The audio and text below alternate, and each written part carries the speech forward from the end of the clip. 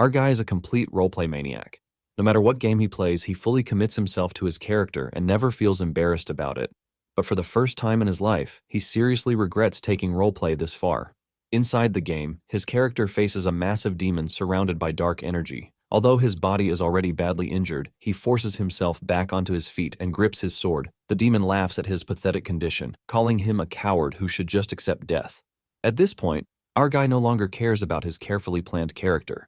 He only entered the game to have some fun in his miserable life. Now, he's suffering so much that he wants to abandon the entire act and return home. Unfortunately, screaming that he wants to go home does absolutely nothing. The story then returns to when he first logged into the game. After the system verifies his connection, an opening video begins. It shows the tragic past he created for his character. Everything starts when his younger sister, Irina, runs outside after thinking their father has returned. Instead, she's murdered. The white dress he bought for her birthday is stained crimson, while a pitch-black blade rests inside her body. His older brother, the family's chief knight, is killed next.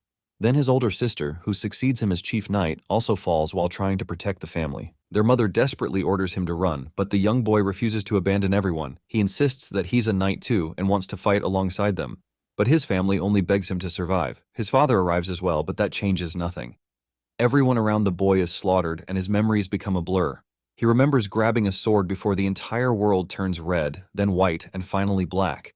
Sometime later, he wakes beneath the moonlight. Before he can understand what happened, a mysterious figure appears behind him and calls him a fine vessel. A dark blade suddenly pierces his right arm and sinks deep beneath his flesh. The boy collapses in pain as something evil enters his body. The demon that murdered his family has chosen him as its new vessel. It prays that his soul will be strong enough to endure its evil nature and become someone capable of defeating the demonic. The strange voice then asks whether he can hear it. The opening video ends, and our guy gasps awake inside his character's body. He has arrived at the Tatara trading post, the game's tutorial area.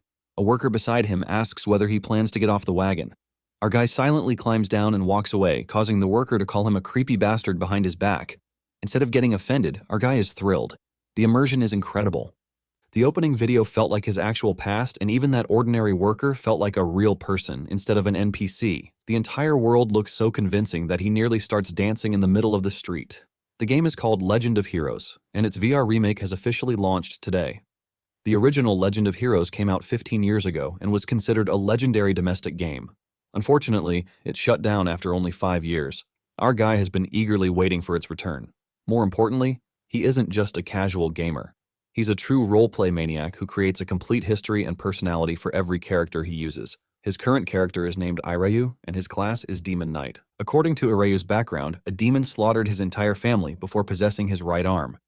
Now he walks the path of a knight while searching for revenge, using the same demon's power to unleash devastating attacks. But the demon could consume him at any moment. If that happens, everyone around him will die by his own hands, just like his family did.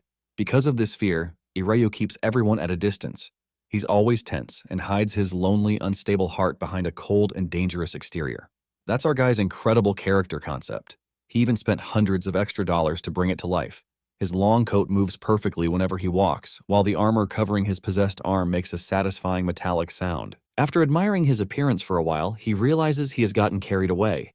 Now it's time for the real roleplay to begin. There's only one problem. He has no idea what he's supposed to do. There's no minimap, quest window, or floating marker telling him where to go. He starts wondering whether he must wait for an NPC to approach him. Right on cue, a young boy nervously asks if he's the adventurer known as the Demon Knight. Our guy gets excited, but another problem appears. No dialogue options or response commands show up. Apparently, he must speak for himself. After a brief pause, he fully enters character and calmly confirms that he's the Demon Knight.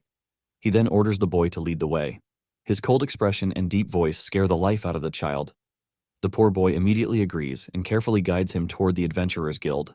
Our guy finds the boy's reaction amazing. He behaves like an actual child walking beside a frightening stranger instead of following programmed movements. Deep inside, our guy wants to reassure him that he doesn't bite, but doing that would ruin his cold, Demon Knight persona. As they walk through the town, he becomes even more impressed. The buildings, streets, and crowds look unbelievably real. Even the people around them hold natural conversations about higher prices, profit margins, refugees, and demons. None of their conversation sounds like repeated lines. They seem to be reacting to one another in real time. Still, our guy reminds himself that they're only game characters. Commercial VR and artificial intelligence are advancing quickly, so the developers must have created incredibly advanced NPCs. The boy eventually leads him into the Tatara Adventurers Guild. Once inside, our guy is blown away again. The wooden floor feels completely real beneath his boots, and every sound echoes naturally through the building. He jokingly wonders whether the developers kidnapped aliens to create technology this advanced. The boy calls for the guild clerk and announces that he has brought the adventurer. A woman approaches and introduces herself as Isrin, the clerk of the Tatara Adventurers Guild. She quickly recognizes him as the Demon Knight because of his unusual appearance and asks to see his adventurer's token. A system window immediately appears directly in front of his face. Our guy struggles to see around it because he only has one working eye as part of his character design. Everything about the game is nearly perfect, yet the developers somehow place the status window in the worst possible location. It's such a simple mistake that it almost feels strangely human. After figuring out the controls, he takes out his token and gives it to Isrin. She verifies his identity and explains that someone is in an incredibly urgent situation. Before she can provide the details, Irayu orders her to lead the way.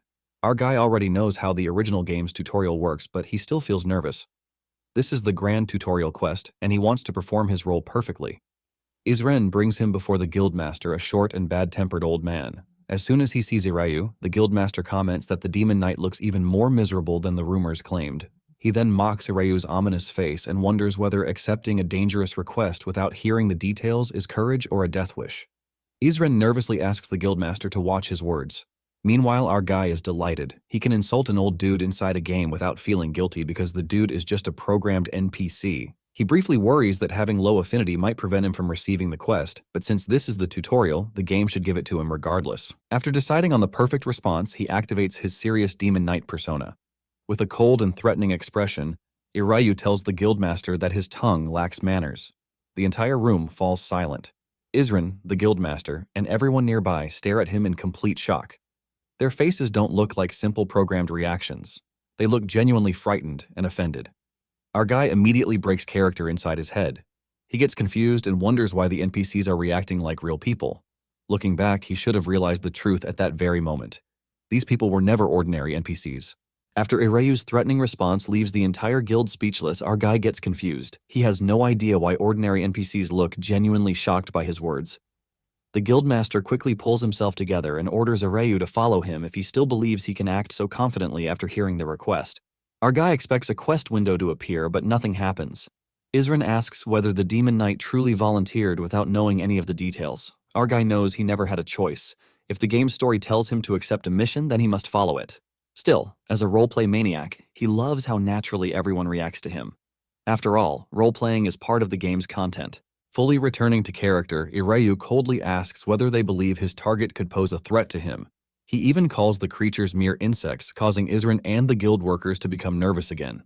The guildmaster finally begins explaining the request. Several workers were sent into the sewers to repair a problem, but none of them returned. A search party later discovered that a demon nest had formed deep underground. The 13 missing workers are probably already dead. Even so, the guild wants Irayu to destroy the nest and recover their bodies or personal belongings so they can be returned to their families. The whole situation is incredibly dangerous. Every demon hunter sent into the sewers has been slaughtered while the temple is taking far too long to respond. The guild master summoned Irayu because of his frightening reputation, but after seeing his thin body, he wonders whether the demon knight can even swing a sword. Irayu responds by calling the fallen demon hunters weaklings. To him, the mission is nothing more than a simple sewer cleanup. The guildmaster is completely stunned by his arrogance. Meanwhile, our guy almost feels guilty. He's behaving this way only because of his character concept, but everyone's reactions feel so real that he wants to explain himself. But realistic NPCs are still better than annoying players laughing at his roleplay and destroying the mood. Once Irayu officially agrees to the mission, Isren prepares a contract. His main objective is to eliminate the demons, while recovering the workers' belongings is listed as an additional request. Irayu asks how many workers disappeared and learns that there are 13. The original time limit is 1 month, but because he traveled from far away, the guild gives him an additional 2-day grace period. Even now, no quest window appears. Every detail is being handled through an actual conversation. The reward is 400,000 gal. After the guild takes its 5% brokerage fee, Irayu will receive 380,000 gal. Our guy is totally shocked by the massive reward for a tutorial quest, but the brokerage fee still makes him feel like he's being robbed. He knows it's only a game mechanic, yet losing 20,000 gal creates a strange emptiness inside him. Isran then places a physical contract in front of him and asks for his signature. The moment he signs it, the quest window finally appears. Our guy can hardly believe he had to negotiate the mission and sign a real contract just to activate a tutorial quest. In his mind, the developers are complete psychopaths. Secretly, he loves it. The guild also reserves a room for him at a local inn and gives him a hand-drawn map of the sewer system. Instead of a digital minimap, he must use an actual piece of paper. Before Ireyu leaves, one of the guild workers places the mission in his hands with genuine concern. His expression and voice belong to someone sending another person into a place from which he may never return. The detail is so impressive that our guy feels as though he has stepped onto a theater stage. Since he has accepted the reward, failure is no longer an option. Ireyu enters the sewers alone. As the gate closes behind him, the guard admits that the demon knight is even more terrifying than the rumors claim. He appears completely different from every demon hunter the guard has met before. Now the only question is whether his skills match his frightening reputation. Inside, Ireyu prepares the weapon he bought for his character, the true two-hander of destruction, a giant greatsword said to crush everything in existence and strike fear into even indestructible enemies. It looks incredibly powerful, so naturally he expects it to be perfect for his demon knight. When the first monster appears, Ireyu crushes it with a single swing. Unfortunately, the impact is so loud that our guy immediately checks the weapon's condition. Its durability has already dropped from 100 to 99. He barely touched the monster. Our guy realizes that the sewers are too narrow for such a massive weapon. If the blade constantly strikes the stone walls, it will break before he reaches the nest. His unbelievably cool greatsword is useless here. He reluctantly replaces it with a longsword, the most common type of blade. It may not look as impressive, but it's balanced, versatile, and much easier to use inside the narrow tunnels. Now he's finally ready to hunt. Not long after, dozens of goblin-like demons surround him. Instead of feeling threatened, Ireyu gets excited. He calls them filthy creatures and orders them to keep coming. With several rapid swings, green sword energy tears across the sewer and slices through the entire group. Bodies and severed limbs cover the floor within moments. Ireyu walks through the corpses without a single injury. He finds it pathetic that the town abandoned its sewers because no one could handle creatures this weak. He has already killed 71 demons, recovered all 13 workers' belongings, and collected the keepsakes of 10 fallen adventurers. But not a single monster has dropped an item. Our guy gets seriously pissed off. The drop rate is absolute garbage. He now understands why the tutorial offers such a large amount of money. The developers balance the generous reward by giving him zero loot. He wants to search the goblin corpses himself, but something prevents him from breaking character. A frightened child is watching him. The child is trapped inside the sewer and nearly gets dragged away by several vine-like creatures. Ireyu instantly cuts the monsters apart and catches the child by the leg before he falls. After pulling him to safety, the optional rescue objective is completed. The child reminds our guy of Ireyu's younger sibling from the opening video. His character's background is unbelievably dark. The demon that murdered his family is now sealed inside his arm, so it's a miracle Ireyu hasn't completely lost his mind. Although Ireyu isn't the type to speak openly about his family, our guy believes that even a cold night should become softer around children. He briefly considers patting the child's head, but using the demon-possessed arm for such a gentle action would completely ruin the atmosphere. Instead, Ireyu tells the child that protecting the weak is a knight's duty. The child asks whether he truly is a knight, and Ireyu confirms it. Although he wants to maintain his cold personality, our guy refuses to act cruelly toward a child. He then asks why the child entered the sewers. The child explains that his mother was one of the workers sent underground. When she never returned, he entered the sewer to search for her.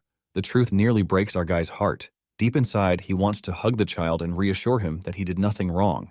But Ireyu's character would never behave that openly. Instead, he firmly tells the child that entering the sewers wasn't his responsibility. He should have trusted the adults and waited somewhere safe. The child lowers his head and apologizes. Ireyu tells him not to apologize because he isn't the person who deserves those words. He then shows the child the belongings recovered from the dead workers. Among them is a keepsake belonging to the child's mother. The child immediately recognizes it and begins crying. His sobs are so painful that our guy can't bring himself to stop him or leave him behind. The child eventually cries until he falls asleep, forcing Ireyu to carry him out of the sewers under one arm. Our guy has heard that VR games use motion capture and real voice actors for their NPCs. That makes him wonder whether a real child performed this heartbreaking scene. He knows it's only a game, but everything feels so real that he can't treat these people like lifeless programs. He's just grateful that none of this is actually happening. On the way out, another system message appears. It warns him that demonized areas can only be purified using holy power or pure golden light. If the corrupted land isn't purified, demons will eventually appear there again. The message orders him to ensure that demons never rise from that place again. But Ireyu continues walking. Looking back, he wishes he had paid closer attention to that warning. If he had understood what it truly meant, perhaps he'd have ended up with fewer regrets. After returning to the guild, an injured dude suddenly rushes inside with terrible news. A red distress flare belonging to the merchant guild has been spotted nearby. Since a red signal means multiple casualties, the whole situation is already an emergency. Somewhere outside the town, a merchant group lies massacred in the forest. Blood covers the ground, and bodies are scattered everywhere. Among them, one surviving man desperately covers his mouth as he struggles to remain silent. Something terrifying is still nearby. A short while before the Merchant Guild's distress signal appears, Irayu is returning from the sewers with the rescued child. The child finally wakes after they reach the town.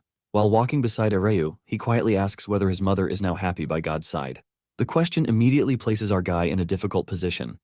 If a god exists in this world, then it would technically be the game developers. As long as those developers aren't complete psychopaths, the child's mother should be somewhere peaceful.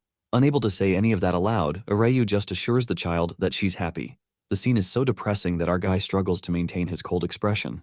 When they return to the Adventurers Guild, Isrin is shocked to see the child.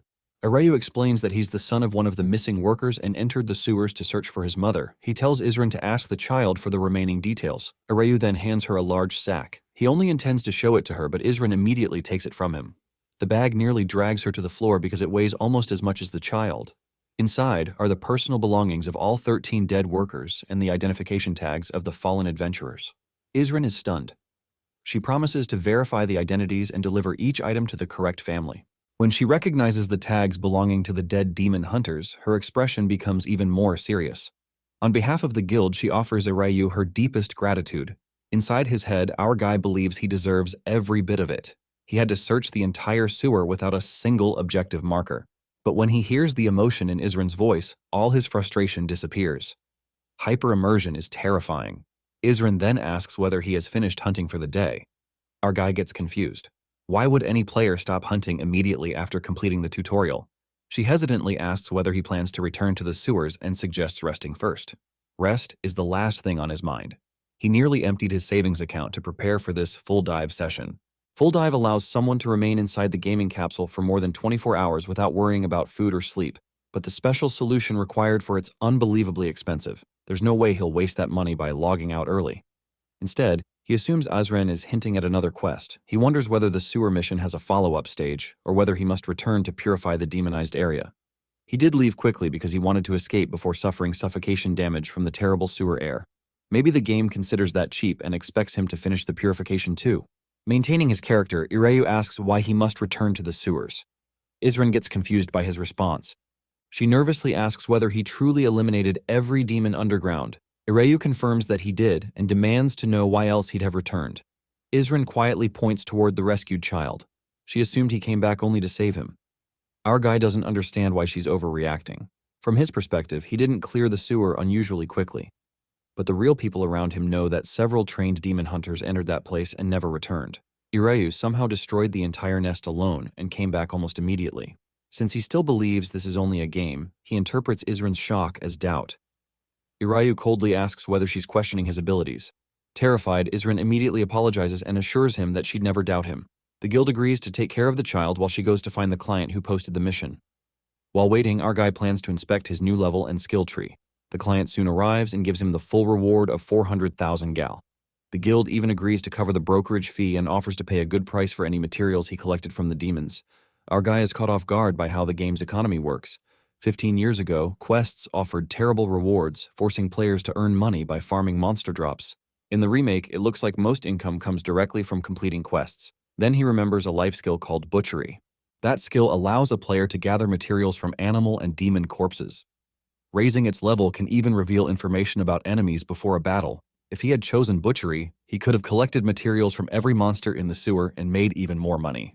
Still, even if he had known this earlier, he'd have chosen combat skills.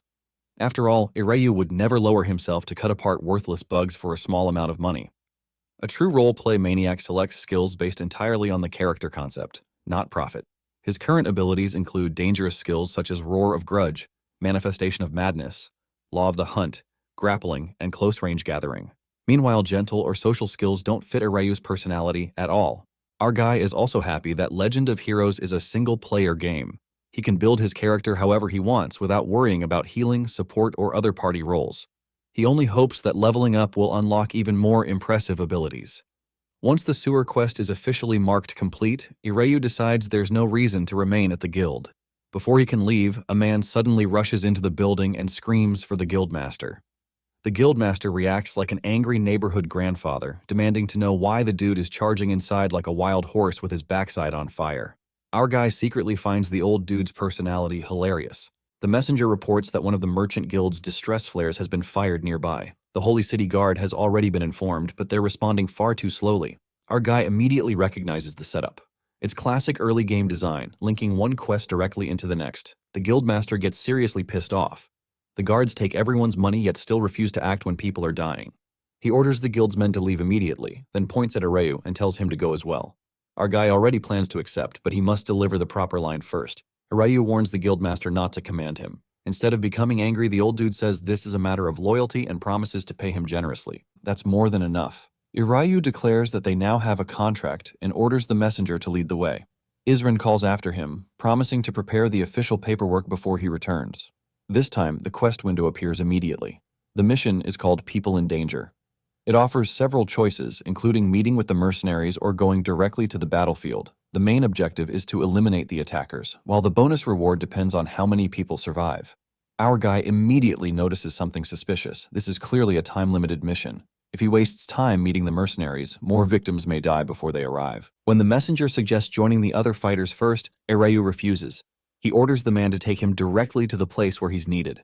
The messenger worries that Ireyu will die alone, but the guildmaster allows him to leave.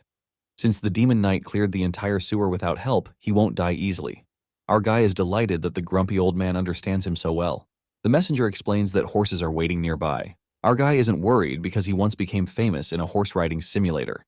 As they race toward the battlefield, our guy hopes the survivors can stay alive until he arrives. Those people are precious experience points after all.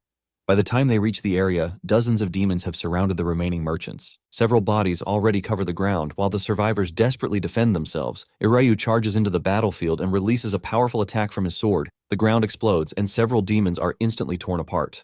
He announces victory to his sword and glory to the heavens, fully enjoying his dramatic entrance. The merchants become hopeful when they see reinforcements, but their excitement quickly turns into confusion when they realize only one warrior has arrived. Some assume Ireyu must be the vanguard of a larger force. Others just beg him to save them. One injured merchant is trapped beside the burning wagons and nearly killed by another demon. Just before the creature reaches him, Ireyu appears and destroys it. He asks whether the man wishes to be saved. When the merchant desperately confirms it, Ireyu promises to slaughter every monster before the man's blood runs dry. The merchant can hardly believe Ireyu intends to fight alone. Ireyu refuses to answer such a pointless question. Dark red energy explodes around him. With his demonic arm and sword working together, he unleashes countless crimson slashes across the battlefield. The demons don't even have time to react. Their bodies are cut apart from every direction. Heads, arms, and weapons fly through the air as Ireyu tears through the entire horde within seconds. When the attack ends, the battlefield falls silent. Ireyu stands alone among a mountain of demon corpses, surrounded by a terrifying red aura. The merchants he saved can only stare at him in fear. Instead of seeing a heroic knight, they wonder whether the man before them is an even more dangerous monster. Far away, a group of powerful travelers also senses the energy released during the battle. A red-haired armored woman tells the Archmage that they must travel toward the Tatara trading post as soon as the sun rises. When asked why, she gives a simple answer. An incredibly powerful demonic presence has appeared near the town. The battlefield finally falls silent. Ireyu stands among the remains of the monsters, only to realize that a piece of demon flesh has somehow ended up in his mouth. He instantly wonders whether the game's realism truly needed to go this far. One of the surviving merchants thanks him for saving them, but the relief doesn't last. A wounded man suddenly begins screaming as demonic energy spreads through his body. A system message explains that anyone attacked by a demon has a chance of becoming corrupted. As the corruption grows, the victim suffers stronger status effects and may eventually transform into a demon. The merchants only have sedatives. They possess nothing that can remove the demonic energy itself. Ireyu remembers that this mechanic existed in the original game. Every attack from a demon could increase a player's corruption level. But the Demon Knight is already half demon and completely immune, so he had forgotten about it. Fortunately, his starting inventory contains demonic energy antidotes. The medicine can purify humans, calm their madness, and temporarily protect them from further corruption. The survivor count may affect his quest reward, so Ireyu quickly hands out antidotes, sedatives, and bandages. He orders the merchants to gather anyone who is wounded or showing signs of corruption. Only then does he understand why the game gave his character so many medical supplies at the beginning. Even with his help, the survivor counter drops from 30 to 27. Some people can't be saved in time. Reinforcements soon arrive, and the surviving merchants celebrate as the first rescue quest is completed. But Iryu isn't allowed to enjoy the victory. A second quest immediately appears, ordering him to recover 25 bodies and retrieve 30 scattered items from the battlefield. He's deeply annoyed. Carrying corpses would completely ruin the fearsome image of a demon knight. Then he notices that the work performed by the other people is also being counted toward his quest. Iryu folds his arms and watches. The workers grumble that he's acting smug after making them handle all the cleanup. Iryu feels no guilt. He fought every monster himself, and as far as he's concerned, they're only NPCs. Allowing them to finish his quest is just efficient. While collecting the bodies, the merchants discuss the attack. They have no idea why demons would appear so far west. Barbarians would have made sense, but demons are another matter entirely. Iryu listens carefully. The conversation sounds too detailed to be meaningless. He suspects it's preparing him for the next part of the story.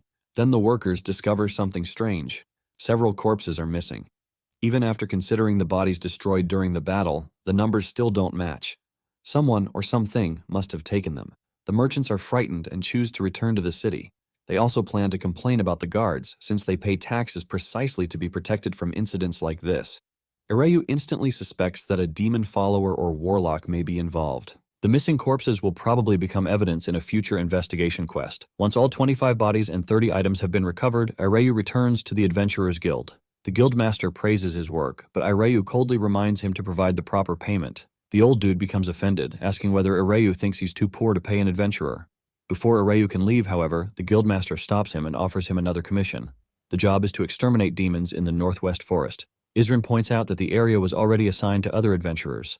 The guildmaster angrily explains that they haven't received a single report from those people. The situation has become dangerous, and after witnessing Iryu's strength, he believes Iryu is the best person to send. Although the guildmaster has a terrible temper, Iryu can tell that he genuinely worries about the missing adventurers. He likes this sort of rough but caring old man character. Iryu confirms that all he must do is eliminate the demons in the forest. Isrin begins arranging the new contract, though the guild will still need to settle matters with the adventurers who were previously assigned to it. It's already late, so Iryu is guided to an inn. The remaining details will be discussed the next morning. After spending one night at the inn, Iryu meets the guild's representative and completes the formal contract. The representative says Iryu doesn't have to leave that same day, though the guild would appreciate it if he handled the mission as quickly as possible. Iryu is interested in only one thing, the reward. The demon has a bounty of 700,000 gal. Inside, Iryu can barely contain his excitement. That amount alone would already make the quest worth accepting. But to maintain his cold and intimidating persona, he just asks whether there's anything more. The representative mistakes the question for dissatisfaction and adds another 200,000 gal because this is also a private guild commission. Iryu is stunned. He had only been asking if that was their final offer. Unsure whether this is scripted or whether the game allows negotiation without a negotiation skill, he remains silent. Once again, the representative misunderstands him. Believing Iryu still considers the payment too low, the man adds another 300,000 gal. The total reward has now reached 1,200,000 gal. Iryu is ecstatic. Without saying anything, he has increased the reward by 500,000. He starts wondering whether he's secretly a natural-born negotiator, and whether he should try behaving this way in real life. Outwardly, he remains perfectly calm. He orders the guild to prepare a carriage and announces that he'll depart immediately. When the representative suggests resting for another day, Iryu declares that he has no intention of wasting time while a demon is free to roam. The dramatic answer preserves his demon knight image perfectly. Unfortunately, his dedication earns him a 10-hour carriage ride. As the carriage travels toward the Northwest Forest, Iryu discovers that the game has even programmed the feeling of his legs falling asleep. There's no skip button and no way to shorten the journey. He curses the game's excessive realism and wonders why he works so hard for wealth and glory when role-playing requires this much suffering. His only comfort is the young errand boy accompanying him. The boy keeps staring at Iryu with open admiration, reminding him just how convincing the game's NPC behavior can be. Iryu tells himself to endure it. Once the quest is complete, his wealth may double. Perhaps after reaching the maximum level, he can even explore the game's detailed real estate system. The boy eventually gathers enough courage to ask whether Iryu is an adventurer. Technically, Iryu borrowed money and registered with the Adventurers Guild, but a proud demon knight would never think of himself as a mere adventurer. He bluntly denies it. The boy looks disappointed, making Iryu worry that he may have been too harsh. He softens his answer and explains that while he isn't an adventurer, he performs similar work. He then allows the boy to ask whatever he wants. The child asks whether Irayu has ever seen the ocean. Irayu is charmed by the boy's curiosity. When asked what the ocean looks like, he gives a suitably dramatic answer. It's as blue as the boy's eyes, with waves that ripple like his curly hair. The boy's eyes brighten as he realizes that, according to Irayu, they resemble the ocean. Though the carriage remains uncomfortable, the rest of the journey is peaceful. Irayu has no idea what is waiting for him in the northwest forest. As evening falls over the trees, the peaceful atmosphere is shattered by the violent clash of weapons. Irayu blocks a powerful strike and finds himself facing the fierce red-haired warrior who had been heading toward Tatara. She glares at him with furious green eyes. Mistaking Irayu for an enemy, she accuses him of becoming human and betraying God. Then she raises her weapon and declares that, in God's name, she'll execute him. Irayu enters the northwest forest alone and begins searching for the demon mentioned in his new quest. At first, he worries about finding a single target in such a massive forest. Fortunately, his character possesses an enemy detection skill. The ability allows him to sense anyone nearby who feels hostile toward him. The moment he activates it, the system warns him that a hostile target is within 10 meters. Before Irayu can locate the enemy, someone attacks him from behind. It's the red-haired warrior from the Order. She charges at him with a massive shield and accuses him of betraying God the moment he became human. Irayu has no idea what she's talking about, but he has no time to ask. She swings her weapon with enough force to crush him. Irayu barely blocks the attack with his sword. The impact is so heavy that he instantly gets worried about his weapon's durability. If he continues blocking attacks like that, his sword may break before he even finds the demon he came to kill. After creating some distance, Irayu asks if she belongs to the Order. The red-haired warrior confirms it. More importantly, she announces that she has come to execute him. Irayu is completely confused. He thought priests were supposed to show mercy and perform good deeds in God's name. Instead, this woman attacked him without warning and now intends to kill him. Still maintaining his character, he condemns the Order for becoming nothing more than a group of violent thugs. The warrior gets seriously pissed off. She declares that a mere demon has no right to speak about violence. That word immediately catches Irayu's attention. A demon? He carefully studies the situation. Based on her equipment, abilities, and religious speech, she's clearly part of a priest class, but no quest has appeared. This means the confrontation isn't a special event or a story trigger. For some reason, she truly believes Irayu is a demon. He checks his inventory, but he isn't carrying any cursed items that could cause such a misunderstanding. Then he remembers his arm. Irayu's character has a demon-possessed arm. The silver gauntlet was created to hide it because his demon knight despises demons and can't bear looking at the corrupted limb. Although he hunts demons, the arm constantly makes him question whether he can still consider himself human. Instead of trying to explain the misunderstanding, Irayu realizes this is the perfect chance to develop his character. He draws his sword and angrily warns the warrior not to call him a demon. He calls her a fanatic before delivering a dramatic battle cry about victory for his sword and glory for the heavens. The warrior only becomes angrier. She calls him an apostate who surrendered to evil but still dares to imitate a knight. She then orders him to submit to God's judgment. Irayu can't even deny the accusation about imitating a knight. His character was never officially knighted, but that also means he has no reason to fight honorably. Irayu disappears into the darkness of the forest. The Inquisitor calls him a cunning coward for hiding, but he's already preparing his next attack. He activates Breaker, a skill that coats his sword in mana and releases a powerful downward strike over a wide area. Because Irayu is a demon knight, the attack also carries demonic energy. He drops from above and brings the glowing blade down with tremendous force. The Inquisitor raises her enormous shield. The ground erupts beneath them, but the shield completely blocks Irayu's attack. Irayu mocks her for hiding behind it like a frightened baby turtle. He then claims that he'll take her head and offer it to everyone who has suffered because of people like her. The Inquisitor responds by raising her weapon toward the sky and calling upon God's power. Brilliant light spreads across the forest. Irayu shields his eyes as holy energy surrounds her entire body. At first, he can't tell whether she used an attack or a strengthening spell. After watching her more carefully, he realizes it's both an attack and defense buff. He can't help feeling jealous. In the original game, that skill only strengthened the user's weapon. In this version, it covers the Inquisitor's entire body.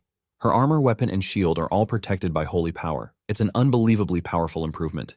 To make matters worse, the class advantage between holy and demonic classes is still active. The Inquisitor's attacks are dealing roughly 1.3 times their normal damage against him. She charges again while spreading waves of light around her. Irayu realizes she isn't trying to strike him directly. She's attempting to purify him by covering the surrounding area in holy energy. Fortunately, priest classes are slow. Even with the difference in their levels, the Demon Knight has a clear advantage in attack speed. Irayu avoids the waves of light and launches several rapid attacks, but none of them reach her. No matter how quickly he moves, the Inquisitor's huge shield blocks everything. Her armor is thick, her defense is high, and her shield seems almost impossible to break. Irayu understands that attacking it directly will only destroy his sword. He needs another plan. The Inquisitor challenges him to stop hiding and face her head-on if he isn't ashamed before God. Irayu accepts. He rushes directly toward her, making it appear as though he plans to attack the shield again. The Inquisitor braces herself for the collision. But Irayu has no intention of wasting another strike against that wall. He uses the shield as an opening, quickly changing his position and slipping past her defense. The Inquisitor's equipment may be strong, but it's also incredibly heavy. Her movements are much slower than his. Before she can properly turn, Irayu leaps above her. He raises his sword as demonic energy explodes around him. The forest is covered in a deep red glow, and the force of his attack tears through the ground. The Inquisitor desperately lifts her shield and blocks once again, but this time, the power forces her backward. Irayu instantly moves to attack from another angle. A Demon Knight is one of the strongest classes when it comes to attack speed. While the Inquisitor struggles to reposition her heavy shield, Irayu is already behind her and preparing the finishing blow. He orders her to pay for her reckless accusations. Before his sword can reach her, a wall of fire erupts between them. Irayu stops just in time. The spell didn't come from the Inquisitor. Someone else has entered the battlefield. A white-furred lion, carrying a large magical staff, walks through the forest. She apologizes for arriving late and announces that she'll assist the Inquisitor. The red-haired warrior immediately welcomes her as the Archmage. Irayu freezes. He finally understands the classes of his two opponents. The red-haired warrior is an Inquisitor, the third advancement of the Priest branch. The newly arrived Beastman is an Archmage, the third advancement of the Mage branch. Basically, Irayu is now facing a high-level healer and tank supported by a powerful ranged damage dealer. Meanwhile, he's only a low-level beginner who has barely completed the tutorial. Irayu stands alone against two enemies who have already reached their third-class advancement. One is an Inquisitor with nearly unbreakable defenses. The other is an Archmage capable of attacking from a distance. Meanwhile, Irayu is a beginner who has only completed the tutorial. He can hardly believe the game is targeting him this unfairly. Fighting these two is like throwing an egg at a mountain. He sees no possible way to win, especially when the game doesn't even provide an option to reduce pain. But the pain isn't his greatest concern. Dying will probably come with a heavy penalty. Then Irayu suddenly considers the possibility that this situation is intentional. Death is still only another game mechanic. Perhaps the developers expect players to die during the tutorial. Maybe useful features such as skipping journeys and reducing pain will finally become available after his first death. Irayu convinces himself that the game was made painfully realistic so players could experience its difficulties before unlocking those features. With that, he accepts his fate. If he's going to die anyway, he refuses to beg for mercy. He'll say whatever he wants and end his life in the most dramatic way possible. Still acting like the proud Demon Knight, Irayu mocks the Archmage. He claims the title of Sage must have lost its meaning if someone so powerful wanders around threatening travelers with a reckless child. The Inquisitor gets seriously pissed off and calls Irayu a contractor of demons. She insists the Archmage is only performing his duty. Before the fight can continue, Irayu's enemy detection skill activates again. Another hostile presence has entered the 10-meter radius. Irayu wonders if his enemies have received even more reinforcements, but the Archmage immediately recognizes the presence. It's Medusa. Irayu is annoyed because identifying the demon first should have been his dramatic moment. Hundreds of black snakes slither through the trees and gather into a single enormous serpent. At the center of the swarm is one small red snake. The Inquisitor accuses Irayu of summoning an ally while pretending to be innocent. Irayu calls her blind. He declares that after tearing the demon apart, he'll return and tear apart her foolish mouth as well. A system description appears before him. Medusa is a demon formed from hundreds of snakes gathered around one red snake. Whenever the creature senses danger, the snakes separate and scatter in every direction. Irayu instantly recognizes it from the original game. More importantly, the demon has appeared at the perfect moment. He knew the confrontation with two advanced classes had to be part of a story event. The developers couldn't possibly be cruel enough to kill a beginner for absolutely no reason. His faith in them is instantly restored. Irayu turns away from the Inquisitor and Archmage. With a wild smile, he prepares to kill Medusa. The Inquisitor assumes he's just joining forces with his demonic ally and begins moving to attack him. The Archmage tells her to wait after noticing something unusual about Irayu's actions. In the original game, players had to keep attacking Medusa until its countless snakes scattered. Only then could they search among them for the red snake that controlled the entire body. But Irayu has no patience for such a slow method. Since the game has made everything more realistic, the position of Medusa's true body should be obvious. The red snake must be hiding where the massive serpent's heart would normally be. Irayu charges directly into the swarm and tears through the twisting snakes. He plunges his demon-possessed arm into the center of the creature, allowing the snakes to bite and wrap around him. Blood covers his clothes and face, but he continues searching. He finally spots the red snake. Using his sword would be too risky. The target is small and moving among hundreds of identical bodies, so one missed swing would allow it to escape. Instead, Irayu reaches out with his armored hand. He grabs the red snake and rips it from the swarm. Before it can struggle free, he crushes it with his gauntlet. The red snake dies instantly. Without its true body, the enormous Medusa falls apart. The remaining snakes scatter through the forest while Irayu stands in the middle of them, covered in blood. He can't help admiring how clean his move was. With Medusa defeated, Irayu decides it's time to continue his hardcore demon hunter roleplay. He walks toward the Inquisitor, an archmage, crushing the remaining snakes beneath his boots. He praises the Inquisitor for having enough sense not to interfere and rush toward her own death. Then he reminds her of his earlier promise. As a reward for staying out of his way, he's now ready to rip open her mouth. Before the fight can begin again, the archmage stops him. The archmage admits that there has been a misunderstanding and apologizes for attacking him. He asks Irayu to hear their explanation. The Inquisitor is confused. She has no idea why Irayu and Medusa were fighting if they were both demons. The archmage corrects her. Irayu isn't someone who formed a contract with demons. The Inquisitor has a hard time believing it. She clearly saw him using demonic power, so she can't imagine any other explanation. The archmage explains that even the Academy only mentions people like Irayu in theory. Normally, when a parasitic demon possesses a human, the victim loses all free will and becomes a mindless creature similar to a zombie. Irayu is completely different. He appears to have suppressed the demon inside him through sheer willpower, taking control of its strength and using that power as his own. The Inquisitor believes such a thing should be impossible without divine power.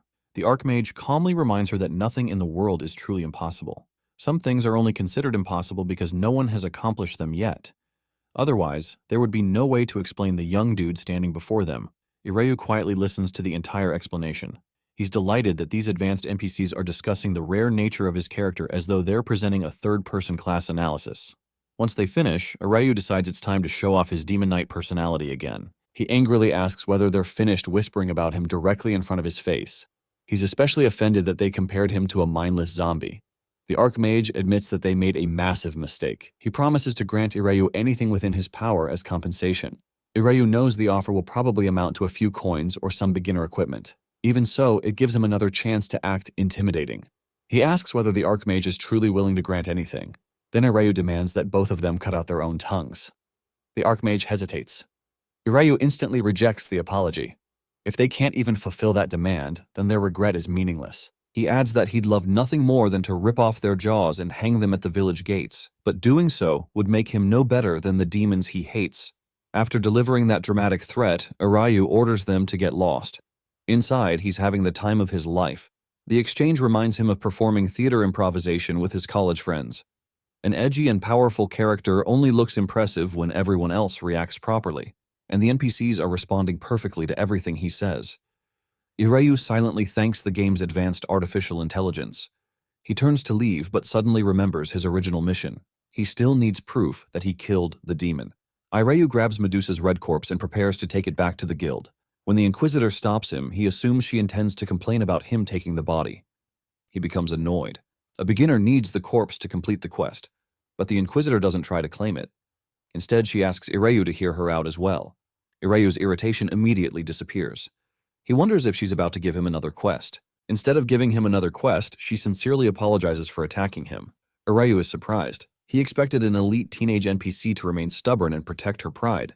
Based on her personality, he imagined she'd continue accusing him of being an evil monster who knew nothing about justice. Instead, the Inquisitor admits that explaining her reasons would only sound like an excuse. She takes full responsibility for striking first and asks Irayu to accept her apology. Her honesty makes the situation awkward for him. Even if she's only controlled by artificial intelligence, her apology feels completely sincere. Irayu wants to tell her that everything is fine and that the misunderstanding was reasonable under the circumstances, but doing that would ruin his character. The Inquisitor also refuses to offer only words. She promises to provide any compensation within her power. Irayu instantly wonders if this is a companion recruitment event. Obtaining a third advancement Inquisitor as a party member would give him an incredibly powerful defender and healer. Unfortunately, Irayu doesn't want a companion. His Demon Knight is supposed to be a cold loner who keeps everyone at a distance. Traveling with an eager servant of God wouldn't fit his personality. The possible rewards are tempting, but becoming involved with the Inquisitor and Archmage would probably create more trouble. He chooses to remain in character. Ireyu rejects the apology and claims that he has no need for her hypocrisy. The Inquisitor insists that she isn't being dishonest and tries to explain herself, but the Archmage tells her to calm down. The Archmage reminds her that they must leave as well. Although they failed to kill Medusa themselves, the demon has been destroyed. Their purification mission is complete, and they must report what happened. The Inquisitor reluctantly agrees. It's already late, so the three begin walking through the forest. Ireyu soon notices that the Inquisitor and Archmage are still behind him. He has no idea why they're following him. He opened his map and selected the straightest path back to town, but the two NPCs shouldn't be able to see his map. Ireyu assumes the Inquisitor must be disappointed after spending an entire week searching for Medusa without killing it herself, but she doesn't care about losing the battle. As a servant of God, purifying the forest is also part of her duty. As long as the demon is gone, the result is acceptable. That only makes Ireyu more suspicious. Their work is finished, so he wants them to go another direction. He starts wondering if there's still more story content connected to them. To test their reaction, Ireyu reminds them that he ordered them to get lost. He asks whether they consider his words a joke. The Archmage calmly apologizes for offending him. He then explains that they aren't following Ireyu at all. They're using pathfinding magic, and it looks like all three of them are traveling toward the same destination. Ireyu is immediately embarrassed. The two NPCs also have their own version of a map system. They weren't secretly following him, they were just using magical GPS. Ireyu quietly moves aside to let them pass. The Inquisitor gets worried when he suddenly leaves the safe path. She warns him that walking alone through the forest at night is dangerous. Ireyu answers that the forest is dangerous only to weaklings like her. He tells her not to judge him by her pathetic standards. Inside, he desperately begs the game to let him leave alone and preserve his roleplay. The Inquisitor watches him disappear into the forest. She asks the Archmage whether allowing him to leave is truly safe. Ireyu is already incredibly powerful despite his unusual condition.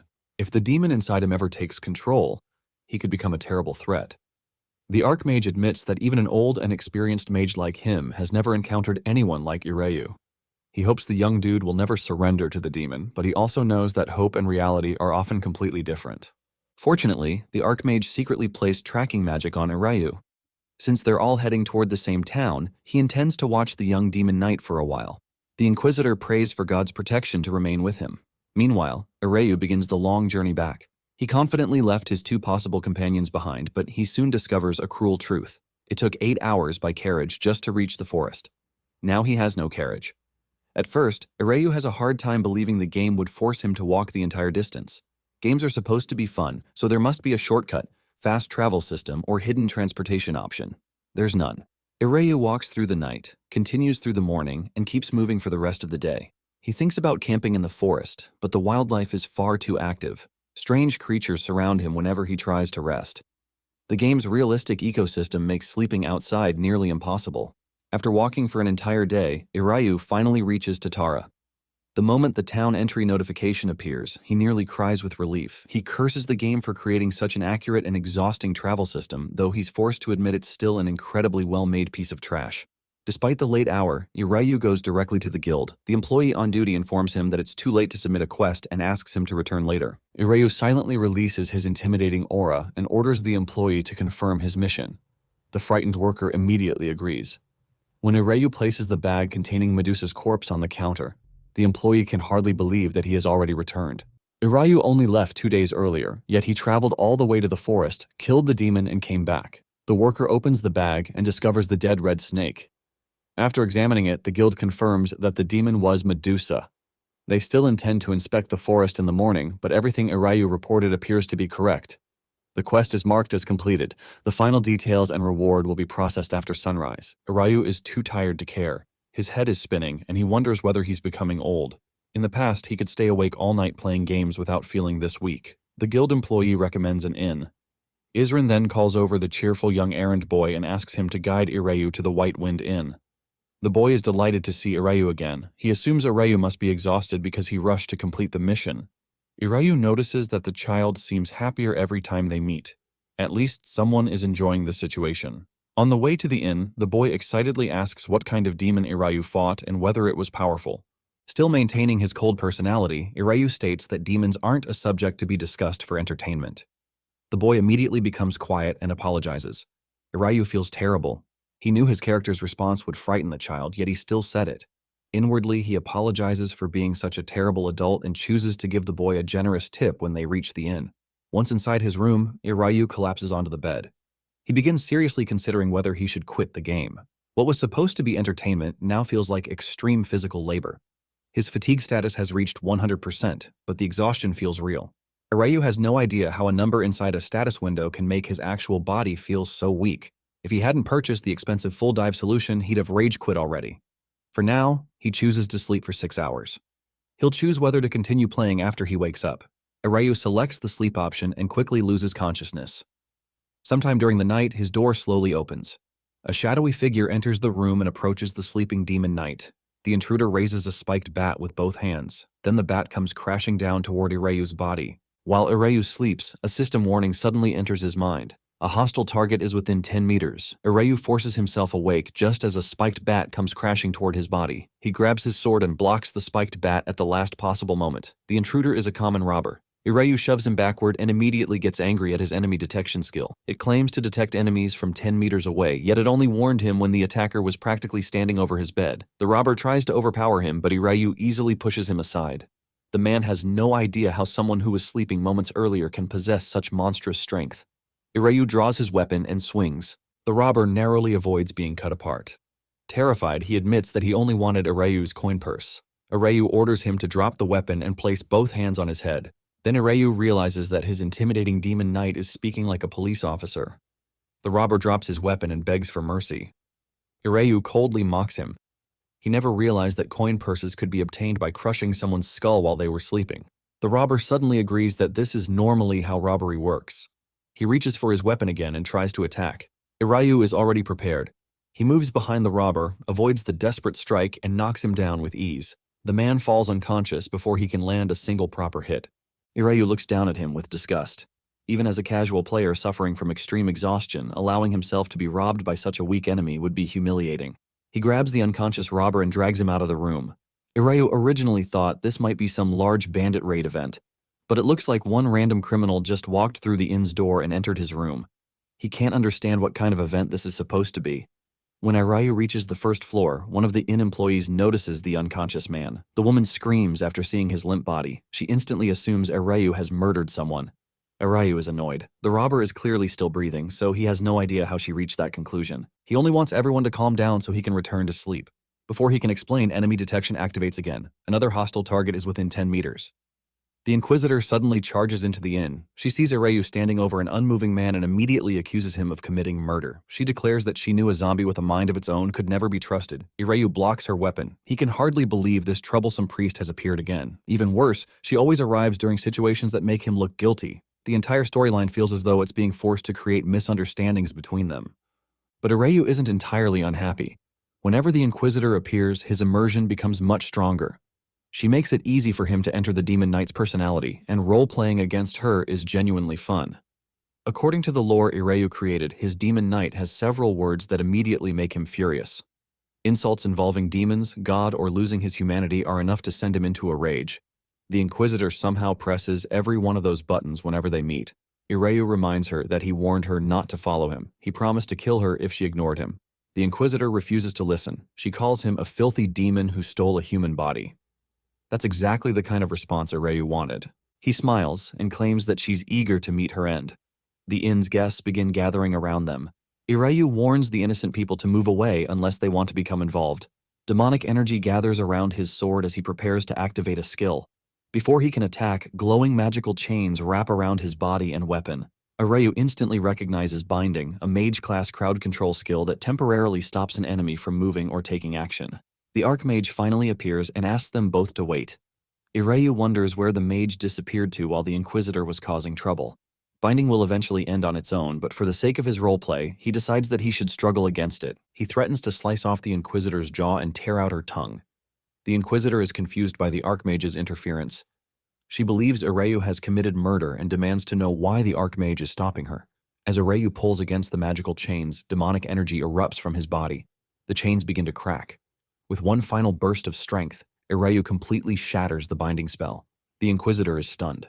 She has no idea how he broke free from an advanced Archmage's magic so easily. Irayu silently agrees with her. In the original game, binding was so powerful that players constantly demanded that the developers weaken it. Anyone fighting an Archmage in competitive matches complained about the unfair control skill. Even Ireyu used to rage quit whenever an Archmage trapped his slow class with it. Yet he just destroyed the spell through physical force. He has no idea how that was possible. Before another battle begins, the Archmage asks both of them to calm down. There appears to have been another misunderstanding. The Inquisitor insists that she saw Ireyu commit murder with her own eyes. The Archmage scolds her for allowing her hatred of evil to blind her. He tells her to look carefully at the man lying on the floor and decide whether Ireyu truly killed anyone. The robber groans and weakly raises his head. He's still alive. The Inquisitor is left speechless. Ireyu admits internally that he wanted to kill the robber, but he didn't actually do it. The Archmage then asks Ireyu to explain what happened. He knows it's shameless to demand answers after attacking Ireyu without asking questions, but many guests have already gathered. Explaining the situation will prevent more fear and rumors. Only then does Ireyu notice the large crowd watching them. The Inquisitor orders the robber to confess. Ireyu tells the man to stop showing everyone his backside and explain himself properly. The robber immediately turns around and begs for mercy. Standing over him with his sword, Ireyu asks whether he really needs to repeat himself. The frightened robber finally confesses. He entered Ireyu's room because he wanted his money. He had seen Ireyu give the young errand boy a generous tip, so he assumed the demon knight was carrying a large amount of money. The Inquisitor finally understands that Ireyu was the victim. The entire misunderstanding is cleared. Ireyu is relieved, but also exhausted by how much trouble the situation caused.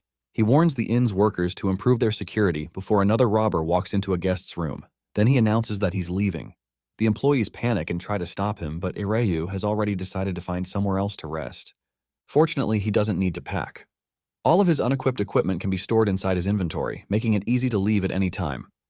As Ireyu walks out of the inn, he glances back at the Inquisitor and Archmage. Something begins bothering him.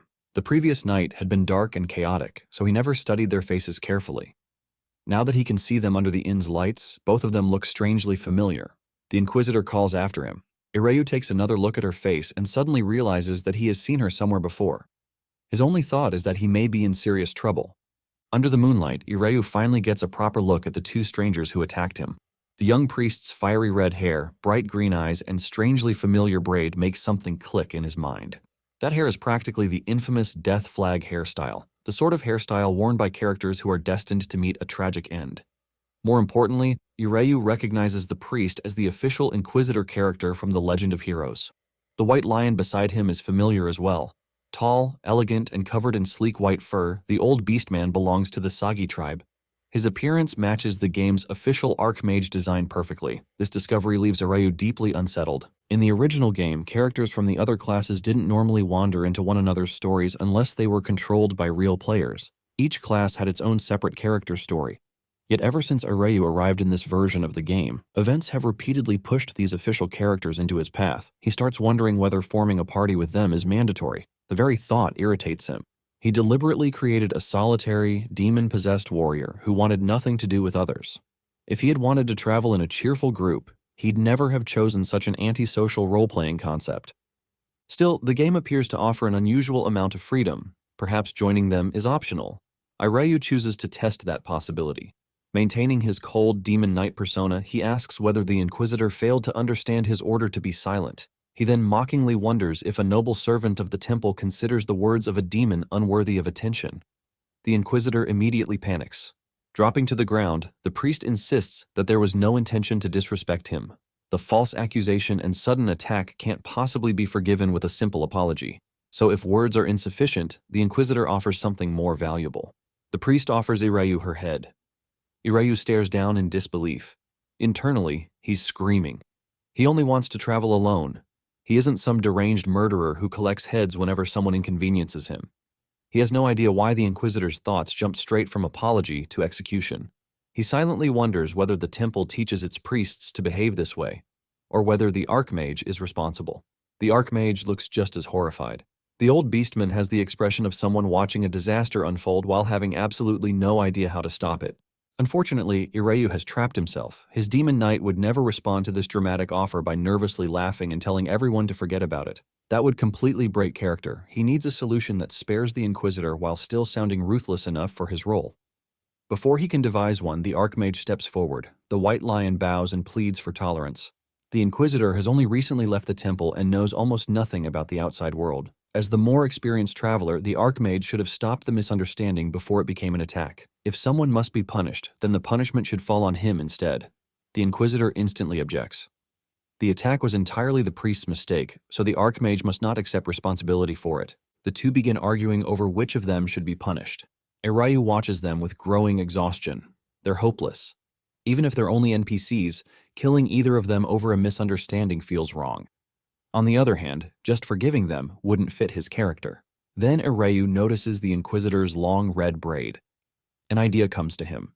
It's ridiculous, but it's also perfect. Erayu tells them that he offered them a chance to leave, yet they chose punishment instead. The threatening words silence both companions. He draws his sword and approaches. The Inquisitor kneels, gripping the mace and preparing for death. The Archmage flinches, believing that Erayu is truly about to take the young priest's life. Erayu swings. His blade flashes past the Inquisitor's neck. A thick red braid tumbles through the air and lands on the ground. For a moment, nobody understands what happened. The Inquisitor slowly touches the newly shortened hair, green eyes widening in shock. Erayu hasn't taken the priest's head. He has only taken the hairstyle. When the stunned Inquisitor asks why, Erayu continues walking away. Outwardly, he remains perfectly cold, warning the priest to look at that severed hair and remember to control that reckless mouth. If the same mistake happens again, it will be the head that rolls. Internally, however, Erayu is delighted with himself. This genius role player has just saved someone's life without breaking character. The Inquisitor's age and mace had also reminded him of the younger sister from his character's prologue. That resemblance made it even harder for him to harm the priest. As the Archmage comforts the shaken Inquisitor, Erayu secretly congratulates himself for eliminating the deadly hairstyle. In his mind, he hasn't just cut the priest's hair, he has removed a death flag. The Inquisitor had better appreciate the favor and live a long life. Erayu leaves the two behind, still wearing his intimidating expression. He doubts that abandoning them will work forever. These are important top-tier NPCs, and the game will probably force them into his path again. Rather than dreading it completely, he finds himself curious about what kind of event they'll trigger next. Behind him, the Inquisitor remains stunned by his mercy. The priest asks the Archmage how someone who has suffered so terribly because of demons could show such restraint. According to the Archmage, Erayu's body is possessed by a demon. He must have endured unimaginable pain, and his hatred for demons should be immense. He also possesses enough strength to unleash that hatred on nearly anyone he wishes. Yet despite having both the power and the reason to kill them, he chose to walk away. The Archmage calls that tolerance. In his eyes, Erayu possesses extraordinary strength of heart. That inner strength may even be the reason he can resist and overpower the demon living inside him. The Inquisitor lowers her head, humbled. After spending most of her life inside the temple, she realizes just how little she understands about the world. Then another realization strikes her. A man with Erayu's strength, restraint, and experience is exactly the sort of person they need. Clutching the severed braid, the Inquisitor suddenly leaps to her feet and declares that they absolutely must convince Erayu to join their journey. The Archmage can only stare after him and sigh beneath the moonlit sky. Erayu wanted to discourage them from following him. Instead, his brilliant act of role-playing has made them admire him even more. The next morning, Erayu is eating at another inn when the red-haired Inquisitor and the White Lion Archmage finally find him. He had expected the game to bring them back eventually. Internally, he jokes that it was considerate enough to give him one peaceful night first. Outwardly, however, he stays faithful to his Demon Knight role. He asks whether his remaining eye is deceiving him or whether the pair ignored his warning to stay away. Erayu considers flipping the table for dramatic effect, but immediately rejects the idea. No amount of role-playing could make him waste perfectly good food. The Archmage asks him to wait and hear them out, promising that he'll lose nothing by listening. Erayu stands to leave. Their presence alone, he says, is already an inconvenience and a loss. Then the Inquisitor blurts out her reason for following him. She wants to learn tolerance from him. Erayu freezes. The Inquisitor explains that she spent her life being taught to show mercy, consider others, and avoid arrogance. Yet after leaving the temple, she failed to live according to those lessons. Erayu was different. Although she falsely accused and attacked him, he repeatedly showed her mercy. She knows forgiving her couldn't have been easy for a man supposedly tormented by a demon. Through his example, she believes she has finally discovered the path she should follow. Her sincerity strikes directly at Erayu's greatest weakness. The Inquisitor is stubbornly earnest, socially awkward, devoted to justice, and painfully clumsy at expressing herself. She satisfies every condition on his favorite character checklist. The priest was also his favorite character in the original Legend of Heroes. His inner otaku wants to comfort her, pat her shortened red hair, and tell her everything is fine. But his cold, demon-possessed warrior would never behave so affectionately. he must endure. When Irayu remains silent, the Inquisitor assumes she has offended him again. She nervously apologizes for speaking out of turn. That only makes her more adorable. Suppressing his emotions, Irayu remarks that meeting someone so determined to seek death is certainly a novel experience. The Archmage desperately insists that they didn't come to provoke him and asks him to listen. Irayu refuses. The only thing he intends to share with people like them is his blade. Then the Archmage mentions Satan. The name of the Demon King immediately captures Irayu's attention. The Archmage asks whether Irayu would still turn his sword against them if they offered him a chance to kill Satan himself. Irayu's expression becomes deadly serious. He demands an explanation. To the Inquisitor and Archmage, the intensity in his remaining eye is terrifying. They believe Irayu hates demons more deeply than anyone they've ever met. Now that Satan's name has been spoken, they're certain that even one lie will cause his enormous blade to tear them apart. The Inquisitor doesn't hesitate. Her life is devoted to the greater good. If she deceives him about this mission, she believes she'd deserve to die. Meanwhile, Irayu is secretly thrilled. The game has already introduced the Satan storyline. The main plot is finally beginning, and the sudden leap in story progression excites him. The Archmage explains what an Inquisitor truly is. In game terms, it's an advanced priest class. Within the world, Inquisitors act as agents of the temple, carrying out its will beyond its walls. The red-haired Inquisitor is remarkably young to hold such a position. She was allowed to leave the temple because she received a divine revelation. According to the Inquisitor, a holy being appeared before her and declared that she was destined to defeat Satan. But she was also warned that she couldn't accomplish the task alone. She'd need to gather companions. She first joined forces with the Archmage. Together, they began searching for people willing and able to help them oppose the Demon King. After witnessing Irayu's strength and unexpected mercy, they decided to recruit him. The Inquisitor admits that they returned despite knowing he might become angry. She then innocently mentions that the Archmage had assured her everything would be fine. The old lion awkwardly clears his throat. Irayu realizes that the Archmage convinced the naive Inquisitor to approach him.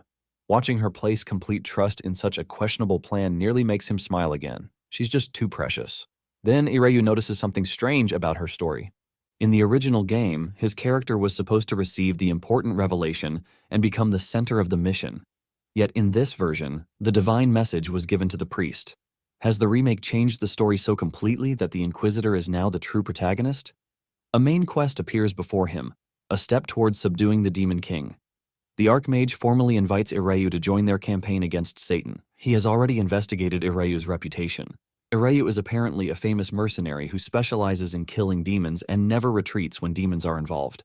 The Archmage argues that if they destroy Satan, every demon in the land will disappear.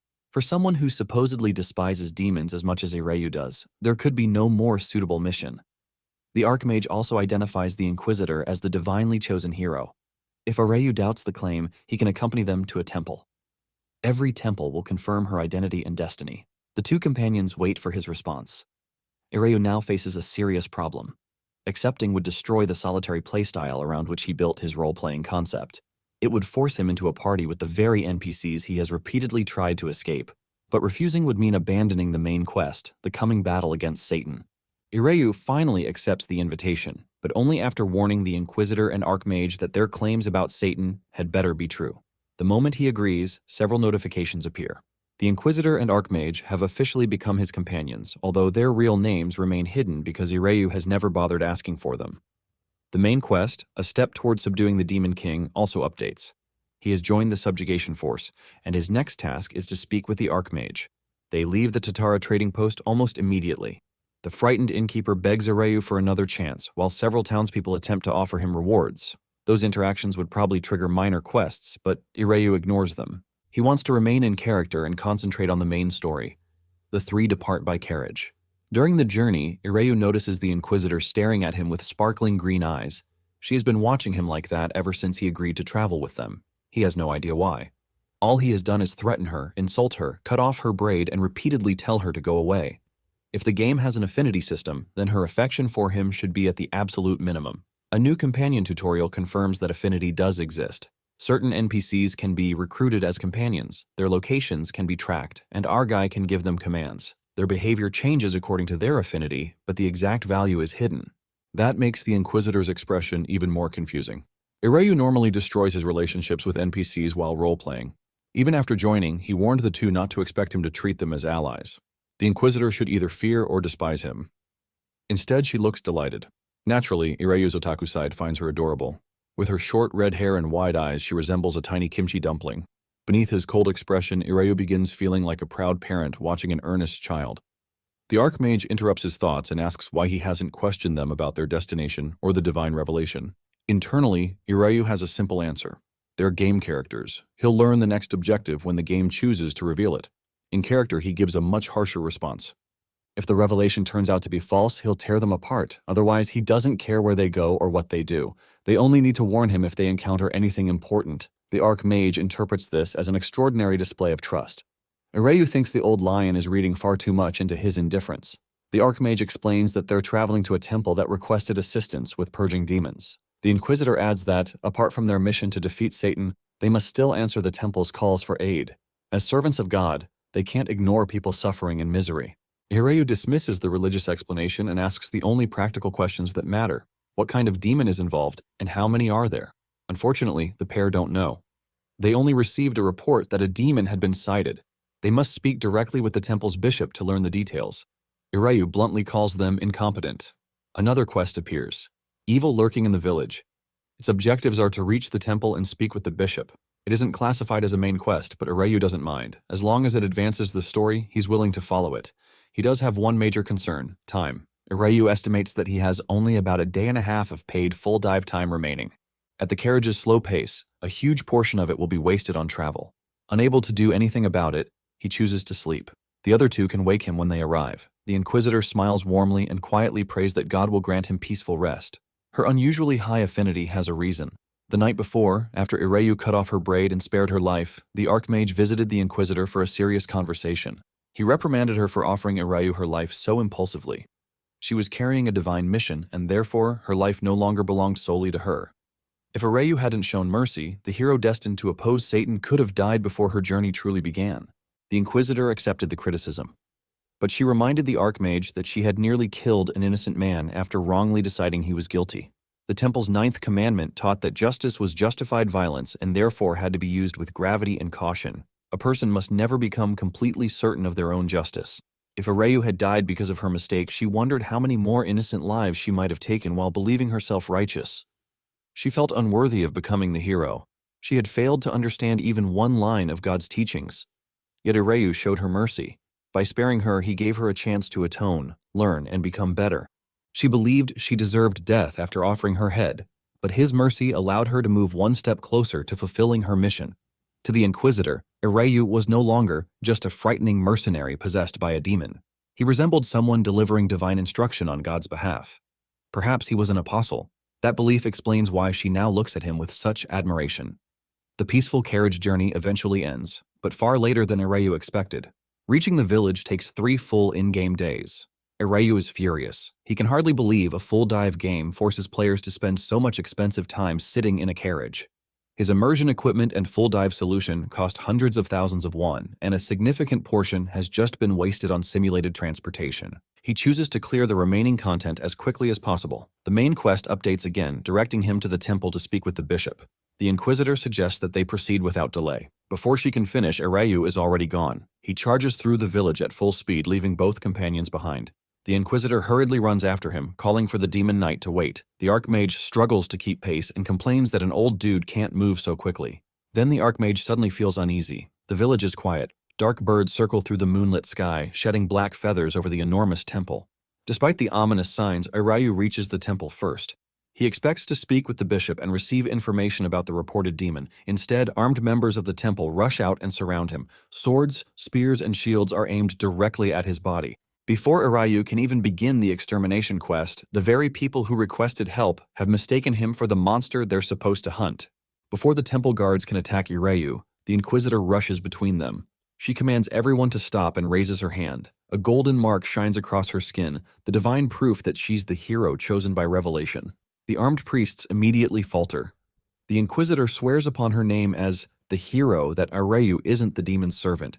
He's its victim, a man suffering because a demon possesses his body. Some of the temple guards remain uncertain. They can clearly sense a demonic presence coming from him. A few quietly wonder whether the young hero lacks experience because her revelation was so recent. Others suggest reporting the situation before allowing Ireyu inside. The Archmage slams his staff against the ground and orders everyone to be silent.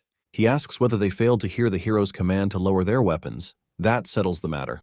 Since God's chosen representative has spoken, the temple guards reluctantly obey. Their swords and spears descend, though their suspicious expressions remain. One priest offers to guide the group inside. The Archmage quietly asks Ireyu to tolerate the misunderstanding.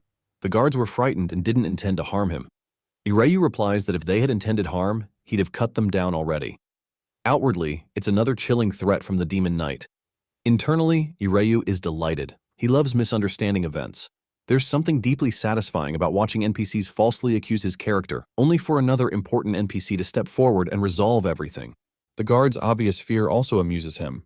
They're walking on eggshells around him, terrified that one wrong move will provoke a massacre. But Ireyu's amusement is beginning to fade beneath genuine exhaustion. The game is so realistic that his body and mind feel drained. He chooses to obtain the necessary information and leave as quickly as possible. The group is brought into the temple and meets with the local bishop and several priests. After hearing the available information about the suspected demon, the bishop ends the meeting. He points out that it's already late and offers them prepared rooms. If the dining hall feels uncomfortable, meals can be delivered directly to those rooms. His words sound polite, but Ireyu understands the hidden message. The bishop wants them confined. More specifically, he wants the demon-possessed stranger locked in a private room instead of wandering freely through the temple. Ireyu wonders whether he's being too cynical, but the bishop's passive-aggressive behavior throughout the meeting makes the intention obvious. His enthusiasm for role-playing carried him through the earlier confrontations, but maintaining the act is becoming tiring. Pretending to be a furious, demon-possessed warrior every moment requires more effort than he expected. Even so, his character would never accept hospitality from priests who had just aimed weapons at him. Ireyu refuses the room. He declares that he'd rather sleep in the dirt than rest inside a nest of hypocrites. The bishop is left speechless. At that moment, the investigation quest updates. Evil lurking in the village now offers two possible approaches: questioning the villagers or searching directly for evidence of the demon. Ireyu chooses to search for traces. He believes he already knows what kind of demon is involved, so interviewing witnesses would only waste time. The Inquisitor calls after him and grabs his armored arm, asking him to wait. The instant she touches him, Ireyu jerks away. A violent red aura erupts around his body as he warns her never to touch him. The Inquisitor freezes, then quickly apologizes. The Archmage asks where Ireyu intends to go. Ireyu considers the answer obvious. He's going to kill the demon. Internally, he has an additional reason for rushing ahead. If he stays with the others and follows every intended conversation, the quest will take forever. His remaining full dive time is limited, so he plans to skip as much of the investigation as possible and go directly to the objective. Unfortunately, his companions refuse to be left behind. The Inquisitor announces that she'll accompany him. The Archmage smiles and admits that Ireyu's determination puts an old dude like him to shame. He tells the Inquisitor that they should follow. The bishop watches in shock as both of God's honored representatives walk away with the frightening Demon Knight. The Archmage politely thanks the bishop for his consideration, then explains that their companion isn't the sort of man who can rest while a demon remains nearby. The bishop is visibly distressed. Ireyu, the Inquisitor, and the Archmage leave the temple together. Dark birds circle above the building as the party enters the moonlit village. Ireyu realizes that his companions intend to remain beside him regardless of how badly he treats them. The Archmage suggests finding a witness and gathering information. Ireyu instantly says it's unnecessary. The Inquisitor misunderstands the situation in an endearing way. She assumes that the wise old Archmage has already deduced the demon's identity and is just testing her knowledge. Unable to answer, she turns to Ireyu and respectfully asks for his expert opinion. Her earnest expression nearly makes Ireyu smile like a proud father. He suppresses the urge and responds in character, telling her that he can hardly believe someone so poorly prepared is the hero. The Inquisitor accepts that she has shortcomings, but she firmly warns him not to question the divine will that selected her. Ireyu finds the contradiction adorable. She'll tolerate personal insults, but the moment he challenges God's decision, she becomes stubborn and fearless. Returning to the investigation, Ireyu identifies the creature as a Dronzer. The Inquisitor immediately recalls the relevant information. Dronzer are associated with a terrible stench and are often born in graveyards, so the village cemetery would normally be the best place to investigate. The Archmage praises her knowledge. The Inquisitor modestly replies that she can't compare to either the Great Sage or the Demon Knight. Once again, Ireyu has to fight back a proud smile. He forces himself to think dark, serious thoughts, so his expression will remain appropriately grim. The Dronzer also reminds him of the original game. In that version of the story, the Dronzer incident eventually exposed corruption within the village temple and revealed a secret demon worshipper. Ireyu wonders how much of that storyline has survived in the remake. Before they can head toward the graveyard, the Inquisitor suddenly smells something unusual. The odor is coming from the village's inner district. She follows the scent through narrow alleys, with Ireyu and the Archmage close behind. The streets are dark and silent, so Ireyu produces a lantern to illuminate their path. Its light falls upon a figure slumped against a wall. At first, the man appears sick or unconscious. Then he slowly raises his head. His body is thin and twisted. His skin looks diseased, his face is sunken, and his eyes are disturbingly lifeless. He resembles a corpse that has continued moving long after death should have claimed it. The Inquisitor stares at him in horror. She instantly realizes that something is terribly wrong, and from that moment onward, the investigation stops resembling the quest Ireyu remembers. This is where everything begins to go horribly wrong. The man they found slumped against the wall is already dead. The Archmage immediately goes to summon the city guards, while the Inquisitor remained beside the body. Ireyu stared at the corpse and considered the overpowering stench. Until now, he had assumed the city's unpleasant smell was just an atmospheric detail meant to make the historical setting feel authentic. Apparently, however, a Dronzer left this horrendous odor everywhere it passed. Tracking such a creature was going to be miserable. Ireyu knelt and confirmed that they had arrived too late. Then his role-playing instincts took over. Speaking in the solemn voice of the demon knight, he promised the victim that vengeance would be carried out in his name and ordered his spirit to rest peacefully. The Inquisitor quietly offered to pray for the dead man. Ireyu didn't believe in her god, but he had to admit that the whole scene felt wonderfully dramatic. Exactly like a well-directed game cutscene. When the Archmage returned, he assured them that the guards would soon collect the body. More importantly, the victim had died only moments before. The Dronzer's scent was still strong, meaning it couldn't have gone far. The Archmage cast a tracking spell. A large blue magic circle appeared, and a glowing trail of demonic energy stretched away from the alley. He warned that the spell wouldn't last very long, though it should remain active long enough to locate their target. Ireyu was already running before the old dude could finish. The Archmage sighed that Ireyu had once again made him look foolish, then hurried after him with the Inquisitor. As they followed, the Inquisitor purified the demonic residue along their route.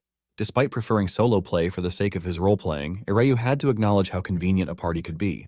One companion could track the enemy, while another erased the corruption left behind. With support like that, there was almost no chance of getting lost. The glowing trail eventually led them straight into a stone wall. The Inquisitor announced that they had reached a dead end, but the Archmage recognized what had happened. The Dronzer had passed directly through the stone. He suggested finding higher ground so they could search for another route. Logically, it was a perfectly sensible plan. But this was a game. Why settle for the sensible solution when he could try something far more interesting? Before either companion could stop him, Ireyu launched himself toward the surrounding buildings. He bounded from one wall to another, climbed the narrow gap between them, and vaulted onto a rooftop. The Archmage could only stare after him and mutter about what a reckless man he was. Ireyu, meanwhile, was having the time of his life. He wasn't even using a special movement skill, yet he could leap across rooftops as if he had trained for years. The impact against his feet, the wind rushing around his body, and the sensation of his coat trailing behind him all felt astonishingly real. For a brief moment, he wondered if he possessed a natural talent for parkour. Then he reminded himself not to get carried away. He still needed to catch the Dronzer before the tracking spell disappeared. From his higher vantage point, he located the blue trail again. It stretched across the rooftops, revealing the path the monster had taken. Ireyu raced after it, bounding over gaps between buildings while gleefully sinking deeper into his demon knight persona. He mocked the Dronzer for resorting to such a cheap, vermin-like trick and declared that its game was over. His sinister laughter echoed across the rooftops as he chased it beneath the night sky. Internally, however, Ireyu was ecstatic. This game allowed him to run across rooftops, hunt monsters, and deliver absurdly dramatic speeches without anyone questioning him. It was a role-player's paradise. Following the trail to its end, Ireyu plunged downward with his sword and landed heavily on the stone. He raised his crimson blade and declared that vengeance would be delivered for the dead. The Dronzer revealed itself as a mass of darkness with glaring red eyes. Such creatures deceived human vision by rising from graves and attacking when their victims least expected it. They could move through stone as though swimming through water, allowing them to stalk prey from inside walls and floors. Ireyu pointed his sword toward the shadow and declared that their pathetic game of hide-and-seek ended here. Then he noticed something troubling. The Inquisitor and the Archmage were nowhere to be seen. He had assumed the party NPCs would automatically appear near him after he reached the enemy, but apparently that wasn't how this world worked. His reckless rooftop sprint had genuinely left them behind. Of all people, he especially wished his Kimchi Mandu, the Inquisitor, were present to purify the area. The Dronzer's stench was unbearable. Worse, watching its shadowy body move in 3 dimensions made it difficult to judge the timing and direction of its attacks. He considered waiting for his companions to catch up. Before he could decide, a voice spoke from the darkness. The speaker said that he had known it was Gretchen. Ireyu turned as a hooded figure approached. The stranger was a demon contractor, someone who made bargains with demons and traded away their soul, although it was sometimes difficult to tell whether such people had surrendered themselves to a demon or to their own desires. The contractor seemed delighted to see Ireyu. He explained that he had been wondering how to shake off that heretic, apparently referring to the Inquisitor. Now, however, Gretchen had come to him willingly. Then he delivered an even stranger message. The king was looking for Gretchen. Ireyu's thoughts immediately descended into chaos. What king? The king of the demon contractors? Why was some mysterious king summoning him? Did the man have a death wish? More importantly, what kind of plot development was this, and how was the demon knight supposed to respond? The contractor misunderstood Ireyu's silence. Believing that Gretchen had been captured by the heretic, he offered to rescue her. Afterward, they could go together and enjoy a so-called festival of slaughter. That name continued to bother Ireyu. Gretchen. He had played Legend of Heroes, yet he had never encountered anyone by that name. It wasn't part of any storyline he remembered. Ireyu slowly readied his sword as a horrifying possibility entered his mind. Had his decision somehow placed him on the demon worshipper route? For a moment, Ireyu imagined what would happen if he accepted the demon contractor's invitation. A sinister message would announce that he had made his choice. His humanity would be torn away, granting him forbidden knowledge and power beyond mortal limits. Freed from human restraints, he'd awaken as a true demon knight, complete with demonic wings, horns, and overwhelming magical strength. It certainly sounded like an entertaining alternate route. But Ireyu intended to play through the game several times. He could explore the demon worshipper path later. For now, he needed to remain faithful to his current role, a demon knight who despised demons even while carrying one inside himself. The confused contractor addressed him once more as Lord Gretchen. Ireyu answered by drawing his sword and unleashing Breaker. The enormous slash tore across the street, but the contractor survived. At the last instant, he had placed the Dronzer between himself and the attack, using the creature as a living shield. Terrified, the contractor begged Gretchen for forgiveness. He claimed that he had spoken too presumptuously because he mistakenly believed Gretchen had been captured. Ireyu coldly asked whether the man expected mercy. Remaining completely in character, he informed the contractor that not even hell would offer him salvation. Realizing that his supposed ally genuinely intended to kill him, the contractor summoned the Dronzer. Shadows gathered around the creature, forming the body of a massive armored knight with a heavy shield. Demonic energy flowed from the contractor into it, greatly strengthening its defenses. Ireyu charged. His sword repeatedly collided with the Dronzer's shield, but the creature's body absorbed and dispersed the force.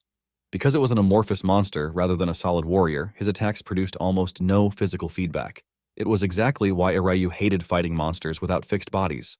He couldn't properly feel whether his blade had connected, and the contractor's enhancement magic made the Dronzer even more irritating. The easiest solution would be to defeat the contractor first and remove the source of the enhancement.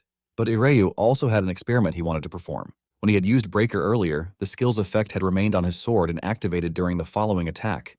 Even more strangely, the effect had persisted despite that second strike not being a direct downward blow, the movement normally required to activate Breaker. If that observation was correct, then the skill might be much more flexible than its original game version.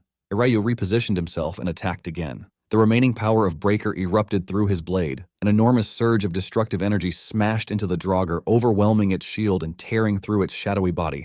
Red light exploded across the street as the monster disintegrated. A quest window confirmed the result. The Dronzer had been eliminated. Only one objective remained: capture the demon contractor. With the troublesome obstacle gone, Ireyu advanced on the cowering man and declared that the time for judgment had arrived.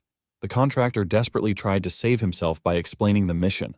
He had only been ordered to interfere with the Mabel Merchant Guild. If he had known that Lord Gretchen was personally interested in the guild, he never would have touched it. That revelation answered one of Ireyu's questions. These demon contractors were apparently responsible for the trouble that had forced him to run around the city from the very beginning. Still convinced that Ireyu was Gretchen, the contractor tried offering him something even more valuable. He warned that the heretic traveling with Ireyu was no ordinary religious fanatic. That individual was supposedly one of the demon's greatest enemies, a person known as the hero. If Gretchen brought the hero's head to the king, the contractor promised that the king would be greatly pleased. Before Ireyu could process that information, his companions finally arrived. The Inquisitor immediately recognized the contractor as someone who had traded both body and soul to demons. Announcing that she'd fight beside the demon knight, she charged with holy power blazing around her. Ireyu was delighted by her timing. After learning potentially useful information from the contractor, he had worried that his merciless demon knight persona would require him to execute the man anyway. Now the rest of his party could interfere and give him a believable reason to leave the enemy alive. The contractor, however, couldn't understand what was happening. Still calling Ireyu Gretchen, he demanded to know why he was betraying them. Ireyu didn't know either. He had no idea whether Gretchen had once been allied with these people, who Gretchen truly was, or why everyone seemed to think that name belonged to him. But he wasn't particularly worried. As far as he was concerned, the story would reveal the answers as he continued progressing. Outwardly, he showed none of that uncertainty. He raised his sword and told the contractor that vermin had no right to question him. The sinner would atone with his death. Ireyu swung. Before the blade could reach the contractor, glowing chains wrapped around it and brought the strike to a halt. The Archmage had intervened. Ireyu glared at him and demanded to know whether he intended to stand in the Demon Knight's way. The Archmage calmly advised him to control his anger. Capturing the contractor would produce far more useful information than killing him. The Draugr they had fought wasn't an ordinary demon. Someone powerful had likely been responsible for summoning and strengthening it. If they interrogated the contractor, they might uncover that hidden mastermind. There were more important things than satisfying a moment of rage. To the others, it looked as though the Archmage had narrowly stopped the furious Demon Knight from murdering their prisoner. Internally, Ireyu was thinking about something much less dramatic.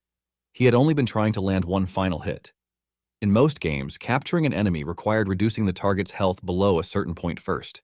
Sure enough, a new window appeared and explained the mechanic. A capture attempt could be made after lowering part of the target's health, but the attempt would fail if the target died. Since the instructions appeared only after the contractor completed his dialogue, Ireyu concluded that the entire exchange had been scripted. The remake had added far more systems than he remembered. He rather liked that. Everything felt comfortably familiar while still offering new mechanics, characters, and storylines to discover. The contractor survived and was taken into custody. By morning, Ireyu and his companions were escorting the prisoner through the halls of a grand building. Armed guards surrounded them as they delivered the contractor for interrogation. Ireyu walked quietly behind the others, still thinking about the remake's unexpected additions. Then, something strange happened. A red warning window appeared beside him. His health had slightly decreased. Another warning immediately followed, then another. Within moments, countless crimson notifications filled Ireyu's vision, each announcing the same thing. His health was continuing to fall. There were no enemies nearby. No one was attacking him, and he hadn't activated a damaging ability, yet his body was steadily losing health for no apparent reason.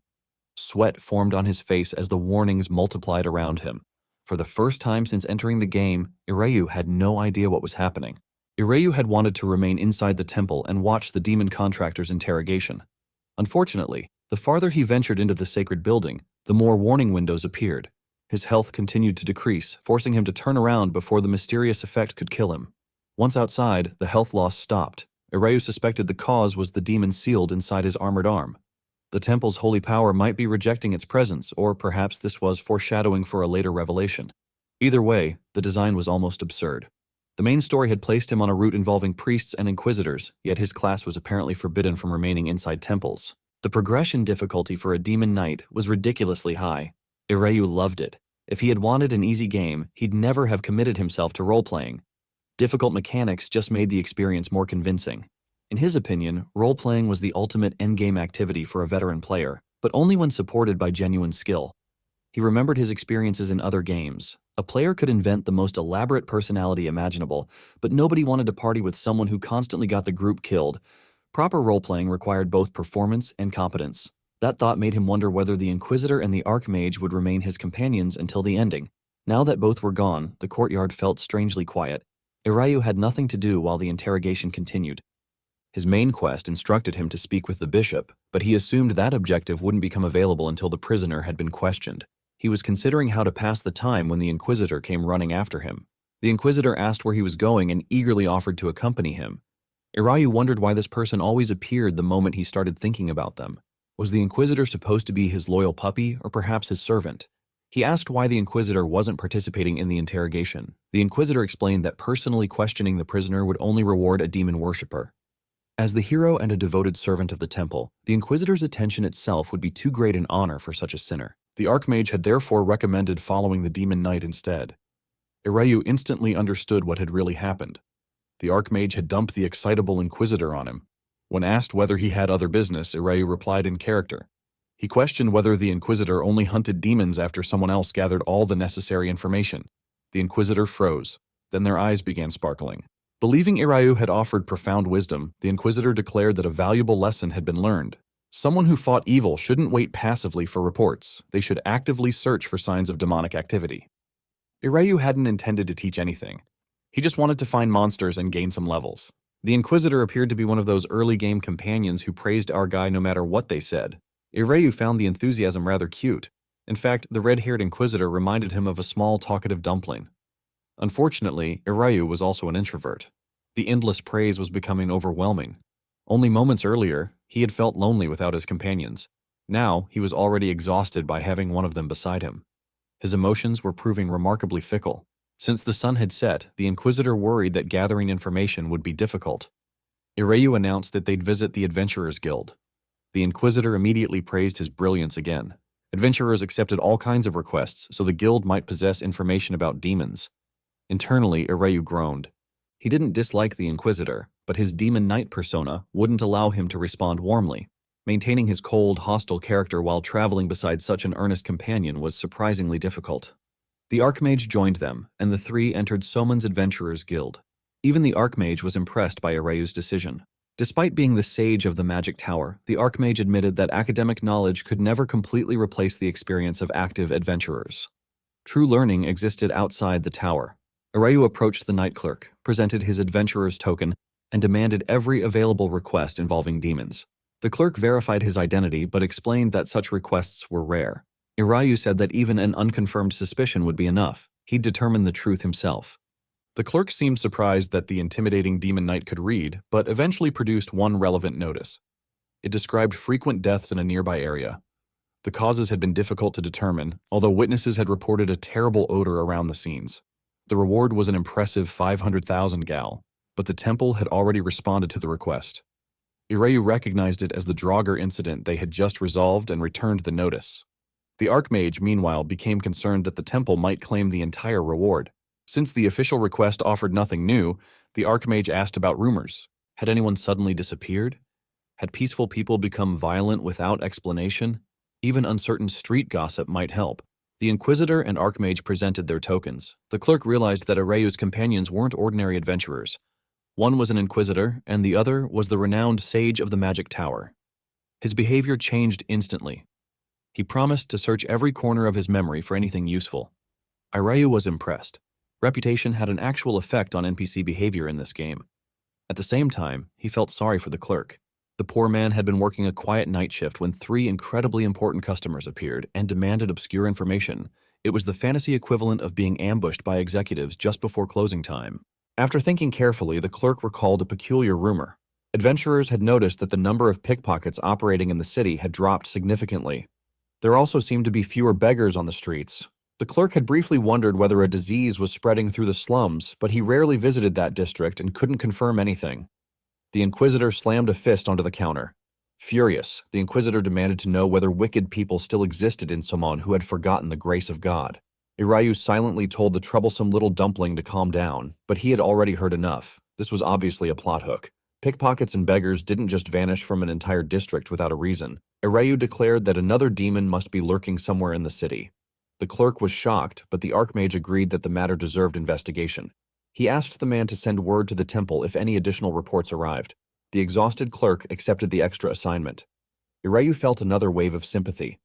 Getting surrounded by important customers during a night shift and then being given additional work was brutal. Thankfully, the clerk was only game data rather than a genuinely miserable employee.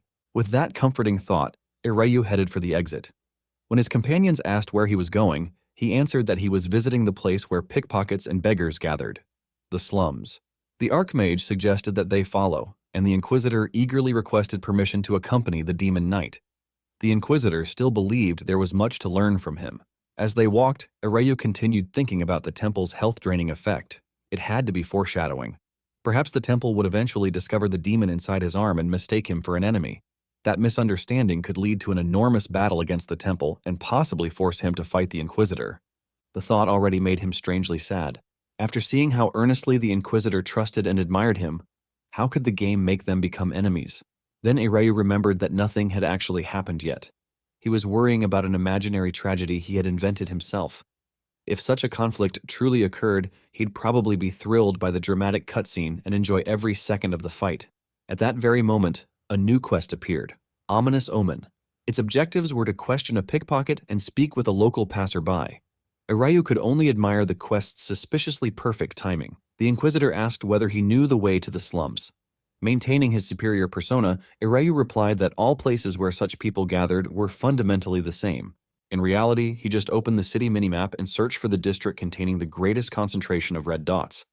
Hostile humans appeared as red markers, just like humanoid monsters. That made the slums easy to locate. Still, Irayu wondered whether bringing his companions into an area packed with hostile residents might create problems. When they arrived, they began questioning the locals. The residents were reluctant to cooperate, but their stubbornness wasn't the greatest issue. The Inquisitor's idea of gathering information was to point an enormous holy weapon at a terrified man and order him to swear before God. Then the Inquisitor demanded an answer to a disturbing question. Was he absolutely certain that the temple had taken the missing people? A few moments before the confrontation with the Beggar King, Irayu and his companions had been walking through the outer slums. The atmosphere was tense. Residents watched them from doorways and dark corners, while Irayu's minimap showed red dots crawling throughout the district. That was hardly surprising. Red markers represented hostile humans as well as monsters, and the slums were filled with thieves, thugs, and other potential enemies. Irayu was waiting for the quest event to begin. Soon, a nervous young pickpocket hurried toward him and deliberately bumped into his body. She apologized and tried to continue walking, but Irayu instantly caught her wrist. She had stolen the coin purse hanging from his belt. Irayu had expected exactly that. Most role-playing games marked monsters, background characters, and quest targets differently. When a quest target had no visible marker, it usually meant the target would approach our guy on its own. To make the encounter easier, Irayu had deliberately removed his coin purse from his inventory and left it exposed. The pickpocket had taken the bait. Remaining in character, Irayu praised her courage and warned that she might be allowed to keep her hands if she cooperated. Internally, he was delighted. His preparation had successfully triggered the event. The Inquisitor was considerably less amused. Quoting religious doctrine, the Inquisitor declared that people must not covet the possessions of others. According to the law of the temple, a thief's hands should be...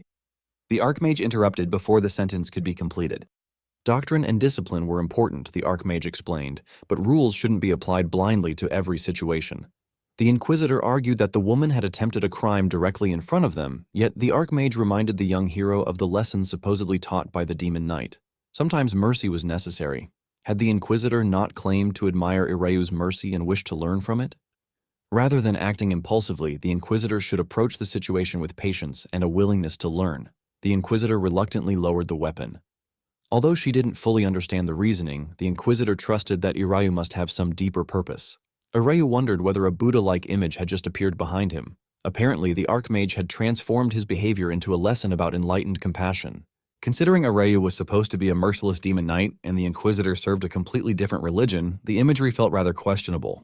Meanwhile, the pickpocket demanded to know how long Irayu intended to hold her. Remembering the actual purpose of the encounter, Irayu ordered her to take them to whoever controlled the pickpockets in that part of the city. That was how they found the so-called Beggar King. The Beggar King was a heavyset man who coordinated information among the beggars, pickpockets, and homeless children of the slums. Under the Inquisitor's threatening weapon, he swore that the temple was responsible for the disappearances. He couldn't understand why the Inquisitor was questioning him. In his mind, there was no mystery. Inquisitors had been taking people away for reformation. The accusation infuriated the Inquisitor. Reformation of criminals could only occur during specific periods authorized by the Great Temple. Falsely claiming that an unauthorized reformation had taken place was blasphemy. The Archmage awkwardly pointed out that unauthorized scheduling wasn't the important issue. The important issue was that people had disappeared. The Inquisitor demanded to know what could possibly be more important than someone misrepresenting temple procedure. As the two argued, Irayu reconsidered the situation. He had assumed this investigation was just a follow-up to a side quest. Now he understood why the temple played such a prominent role in the Demon Knight storyline. This was probably where the main story truly began. Irayu silenced the discussion and demanded details. He wanted to know when the disappearances had started, how many people had been taken, and everything the Beggar King had heard. The incidents had begun roughly a month earlier. The kidnappers never took large groups. Only 1 or 2 people disappeared at a time, and the process was conducted quietly. The Beggar King hesitantly compared it to human trafficking. He instantly panicked and withdrew the comparison. Obviously, he wasn't accusing the temple of actual human trafficking. The phrase had just slipped out. Ireyu considered his frightened reaction practically an admission that he believed exactly that. Clarifying that he meant the temple had indeed taken the missing people, Ireyu asked whether the incidents followed a pattern. They did. 1 or 2 people disappeared 2 or 3 times each week. The Inquisitors patrolled the slums according to a fixed schedule, so the Beggar King had warned everyone not to wander the streets during those hours. The Archmage considered the pattern and voiced a horrifying possibility. Could the missing people have been taken as sacrifices to demons? The Inquisitor reacted furiously. The religious order would never participate in anything so monstrous. Ireyu dismissed that certainty as naive. Events didn't cease to exist just because someone refused to believe in them. The words struck the Inquisitor hard. Until now, the young hero's faith in the temple had been absolute. Even the suggestion that fellow clergy might cooperate with demons was almost impossible to accept. Ireyu, however, was thrilled by the development. A protagonist being forced to question deeply held beliefs was a classic path toward meaningful character growth. It might be painful for someone as young and idealistic as the Inquisitor, but shattered convictions were exactly how a character gained real depth. The Inquisitor demanded to know where the missing people had been taken. Unfortunately, the Beggar King didn't know. He only collected reports from the children and thieves working throughout the area. Then the original pickpocket spoke up. She had remained nearby rather than escaping, even after Ireyu released her. Although she didn't personally know the kidnapper's destination, she knew someone who might. If demons were involved, she reasoned, the matter had to be important. The young woman reluctantly stepped closer to Ireyu. Her tough attitude had weakened, but she still tried to act as though she were helping only because the situation affected everyone. Ireyu instantly liked her. Characters who pretended not to care while secretly helping the party were one of his favorite types. He thought she resembled a feisty stray cat, although he briefly wondered whether that metaphor might be offensive in a world where beastfolk genuinely existed. In his cold demon knight voice, he ordered her to lead the way. The pickpocket guided them farther into the district. As they traveled, the streets grew narrower and more disturbing. Crows gathered around bloodied carcasses, and the buildings appeared increasingly unstable. The young woman eventually stopped before a dark passage and warned that everything beyond it belonged to the real back alleys. If they wanted answers, they needed to put away their weapons. The people living in the inner district were constantly on edge and would react badly to armed strangers. More importantly, they despised anyone connected to the temple. That warning was directed especially at the Inquisitor. The Inquisitor stubbornly replied that there was no desire to associate with thieves in the first place. The pickpocket snapped that she was just trying to prevent the Inquisitor from doing something foolish and dragging her into the consequences. She insisted that she was only helping because the disappearances threatened everyone. Once again, Ireyu found her behavior adorable. She really did seem designed around a prickly stray cat concept. While the party followed her into the inner district, none of them noticed the cloaked figure watching from a nearby rooftop. Green hair showed beneath the stranger's hood as a hand rested near a concealed weapon. Then a crimson system window appeared before Ireyu. Hostile targets detected within 20 meters. He instantly drew his sword. The young pickpocket guiding the party panicked. She had specifically warned everyone to hide their weapons before entering the inner district. Ireyu calmly replied that if someone didn't want him drawing his weapon, they should put away their own first. A cloaked figure stood on the rooftop above them, already armed. The stranger had green hair, cat-like ears, and a tail hidden partially beneath a white cloak. The figure leaped from the roof. Ireyu reacted instantly, turning his sword toward the newcomer before the man's feet had fully touched the ground. The stranger was impressed by his speed. Instead of attacking, the green-haired man studied him. Two-toned hair, a gauntlet covering one arm, an eye patch over the right eye. There could be no mistake. With a mocking smile, the stranger greeted him as Lord Demon Knight. The Archmage and Inquisitor immediately wondered whether Ireyu knew this suspicious man. Ireyu, however, couldn't remember ever seeing him in the original game. Was this another part of the remake's expanded lore? The green-haired man quickly clarified that they weren't personally acquainted. He just knew the Demon Knight by reputation. Ireyu was apparently something of a celebrity. Ireyu understood the setup. The stranger's familiarity didn't require a forgotten relationship. The Demon Knight's infamous reputation had just spread throughout the world. Still maintaining his character, Ireyu asked what the man wanted. Did he expect praise just for recognizing him? The stranger laughed and said he had been about to ask Ireyu the same thing. Why had the Demon Knight come all the way into the inner slums? More importantly, why had he brought the temple's lapdogs with him? The man asked whether Ireyu planned to help the clergy kidnap even more people. The Inquisitor erupted in anger, but the young pickpocket hurriedly stepped between them. She explained that Ireyu's group had come to investigate the disappearances, not assist with them. Ireyu had just been comparing the argumentative pickpocket and inquisitor to angry cats. Now a literal cat-like man had appeared, and his metaphor was becoming increasingly confusing. The pickpocket added that demons might be involved. The green-haired man's mocking expression disappeared. If demons had taken the children, he realized, then the temple might truly be involved in something terrible. Ireyu warned him not to jump to conclusions. They hadn't yet confirmed who was responsible. They had entered the district precisely because they intended to uncover the truth. The Archmage spoke more gently. The man's trust in the temple had clearly fallen to nothing, but Ireyu's party had come from outside the city. They had no loyalty to Simon's local temple and could investigate it as outsiders. If everyone cooperated, they might prevent more people from disappearing. After considering the request, the green-haired man agreed. He called one of his hidden subordinates and ordered him to report the situation. The subordinate asked whether he truly intended to accompany the group personally. The man said that he did. Whatever happened, he could protect himself. The quest Ominous Omen has been updated. Their next objective was to travel to the location where the missing people had been taken. Ireyu wondered whether their new guide belonged to the Thieves Guild or the Information Guild. The man looked strangely familiar, but the darkness and his altered design made it impossible to identify him. The green-haired guide told them to follow and immediately raced through the streets without waiting. The party chased after him. The Archmage complained about being forced to run around at such an advanced age, but refused to slow everyone down. A spell activated beneath their feet. Haste. The entire party accelerated. Ireyu appreciated the speed enhancement. The situation felt like a pattern control quest, one where our guy had to follow an NPC through a specific route without losing sight of them. He checked the remaining duration of his full dive session. With his time running low, he wondered whether he could complete the quest before the system forced him to disconnect. Their pursuit carried them out of the slums and into Simon's commercial district. The green-haired guide finally stopped beside a modest building and announced that they had arrived. The Inquisitor stared at it in disbelief. It was a vegetable shop.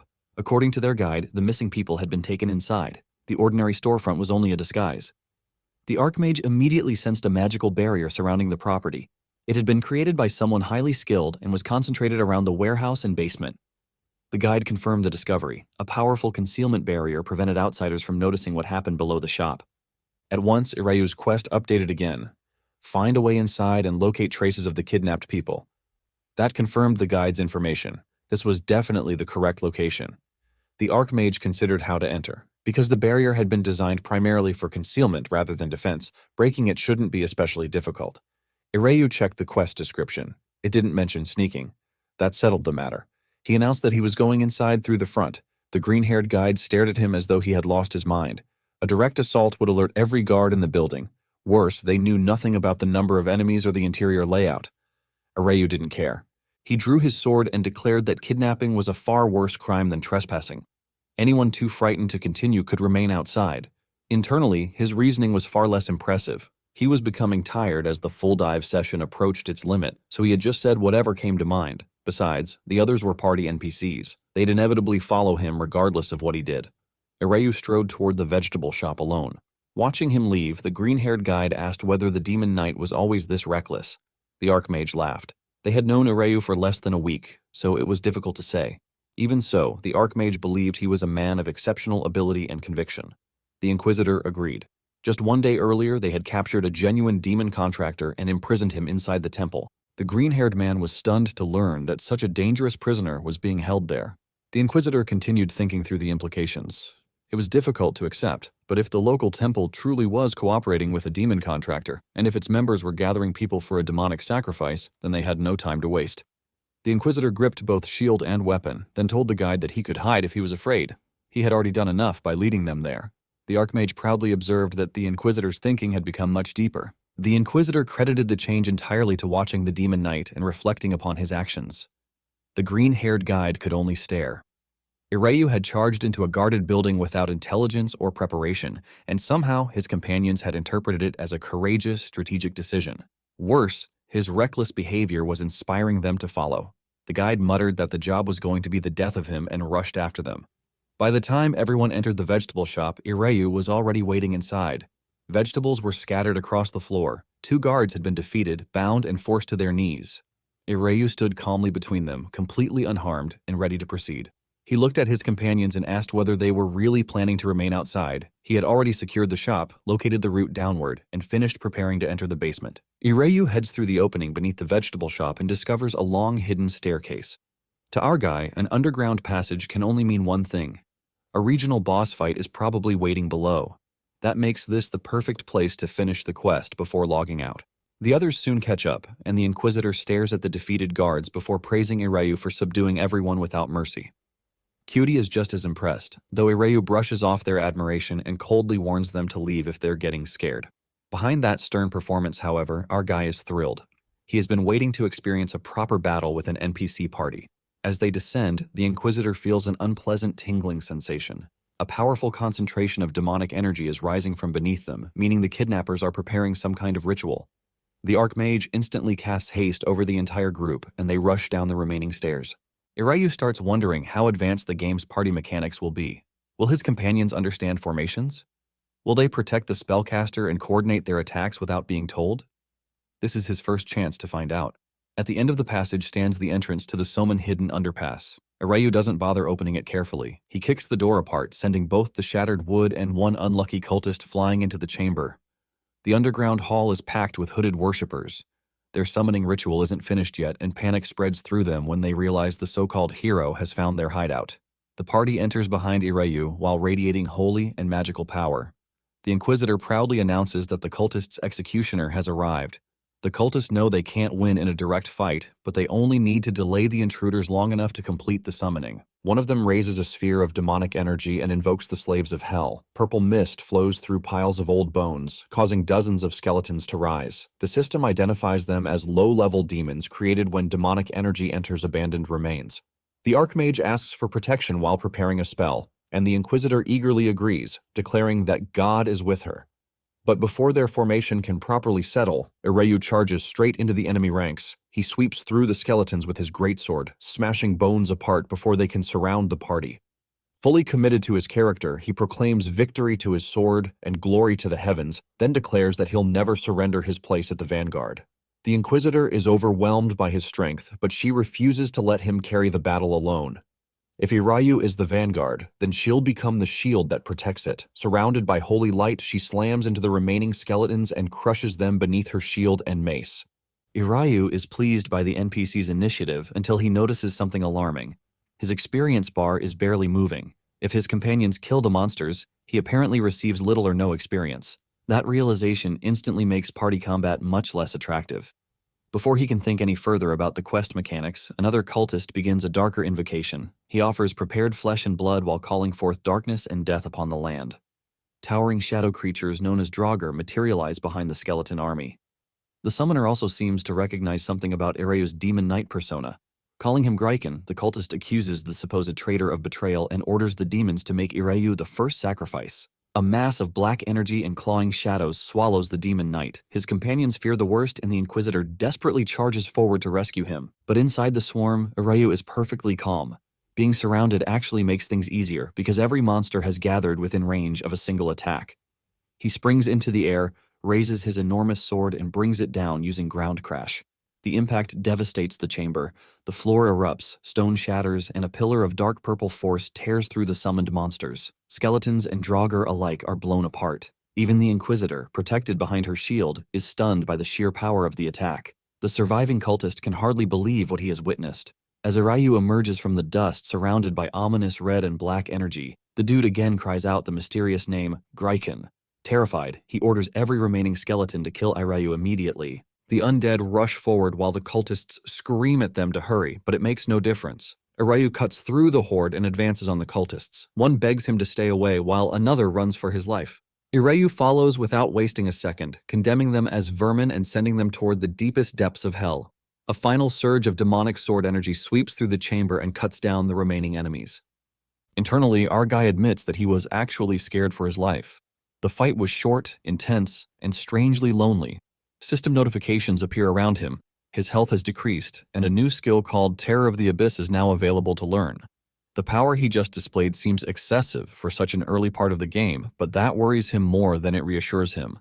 In any truly difficult game, receiving an overwhelmingly powerful skill early usually means the enemies ahead will remain brutal, even with it.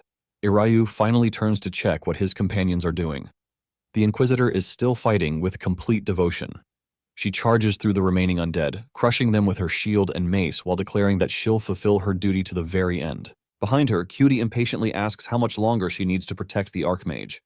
The Archmage calmly replies that he's finally ready to contribute. He raises his staff and forms a massive blue magical sphere overhead before unleashing Vanish Evil. Ghostly blue fire floods the chamber and consumes the remaining skeletons and cultists. The enemies scream that they're burning even though the spell looks like water. Watching the late but devastating attack, Irayu wonders whether he accidentally pressured the NPCs by asking what they were doing. Cutie sarcastically welcomes the Archmage for finally joining them. Once the flames disappear, Cutie asks whether they eliminated everyone. The Inquisitor believes they cleared out the remnants, although capturing 1 or 2 cultists alive for questioning would have been better. Irayu spots a wounded survivor beneath the bodies. He walks over and pins the cultist beneath his boot. Even while half dead, the dude glares up at him and warns that Irayu will regret everything. Then the cultist addresses him by a name that makes the entire party pause, Lord Lechen. The mysterious name that was difficult to hear during the fighting is finally clear.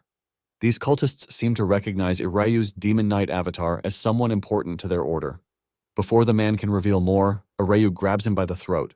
Remaining perfectly committed to his character, he orders the vermin to stay silent and declares that no name of his should ever be spoken by someone like him. Instead of showing fear, the cultist smiles. He promises that everything will proceed according to Irayu's supposed will. The cultists always knew they were expendable, but Irayu should never forget one thing. Their king is still searching for him. The cultist's body suddenly collapses into blood. The crimson liquid strikes the ritual circle, and demonic energy explodes throughout the chamber. The Inquisitor shouts for Irayu to retreat, but the entire floor has already become part of the summoning formation. Red currents twist around the party and the unconscious captives. A violent surge blasts Irayu and the Inquisitor across the room. The Inquisitor instantly asks if he's hurt, only for Irayu to snap at her for failing to notice his obvious condition. Internally, he groans over his aching back and spine. Even with his pain sensitivity lowered, the impact hurts like hell. Then something enormous begins rising from the completed ritual. A towering reptilian demon emerges with massive jaws packed with poisonous fangs. The system identifies it as a knocker, a demon said to swim through water, hide in wells, and drag humans away. Venom constantly drips from its teeth. Even Cutie's confidence begins to crack as he wonders whether their small party can defeat something so monstrous. Irayu examines everything from a player's perspective. No quest appeared telling them to prevent the summoning, meaning they were probably never capable of stopping it. The ritual is a mandatory event, and defeating the summoned demon is the real objective. The knocker roars and lunges. The Inquisitor instantly steps forward and orders everyone to stand behind her. Raising her enormous shield, she prays for the strength to stand against evil. The knocker slams its head and claws down with tremendous force. The floor cracks beneath the Inquisitor's feet, but she holds her ground. Her shield absorbs the attack, while her raw strength stat prevents the demon from crushing the formation. Irayu is genuinely impressed. The physical power of a dedicated tank is ridiculous.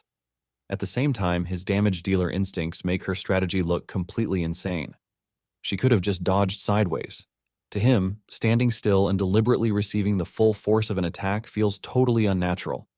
Cutie seems to share his concern. He asks whether holding the line like this is truly the right move, then desperately demands that the Archmage reveal the knocker's weakness. The Archmage begins explaining that its fangs carry deadly poison, but Cutie cuts him off and tells him to skip the useless trivia.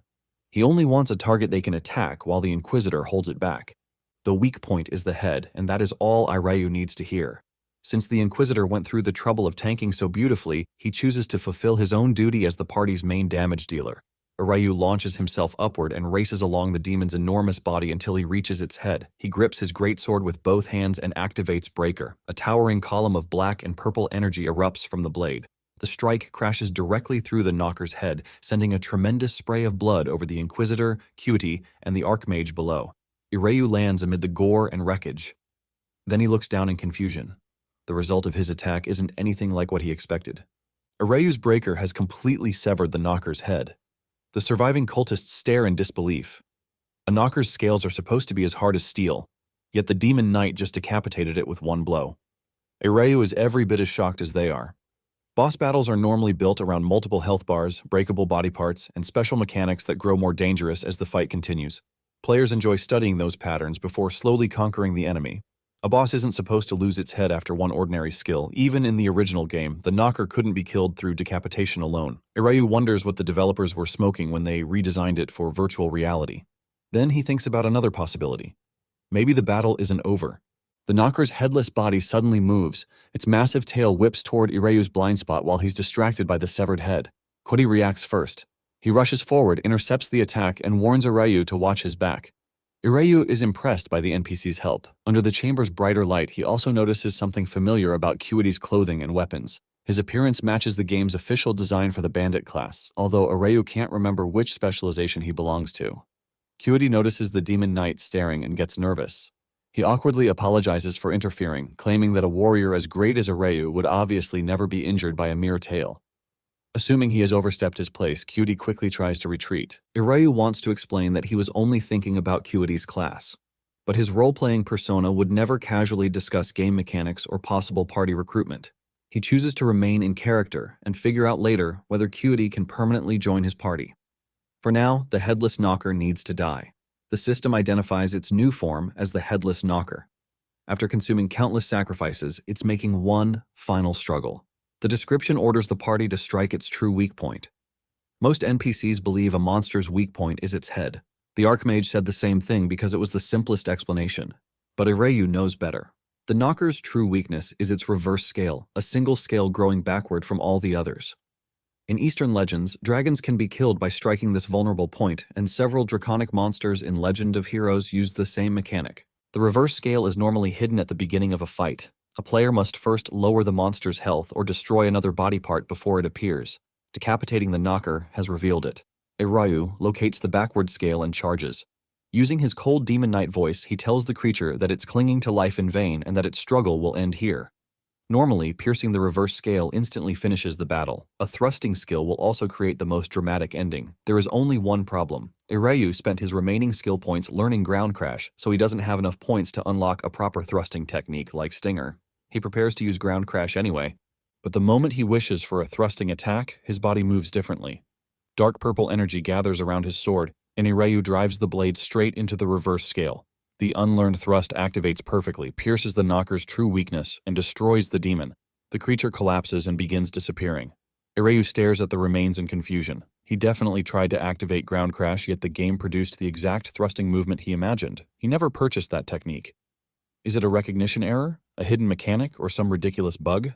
Before he can investigate, the surviving cultist screams another name at him, Gretchen. The man accuses Irayu of betraying their king and can't understand how Gretchen could turn against the demon cult.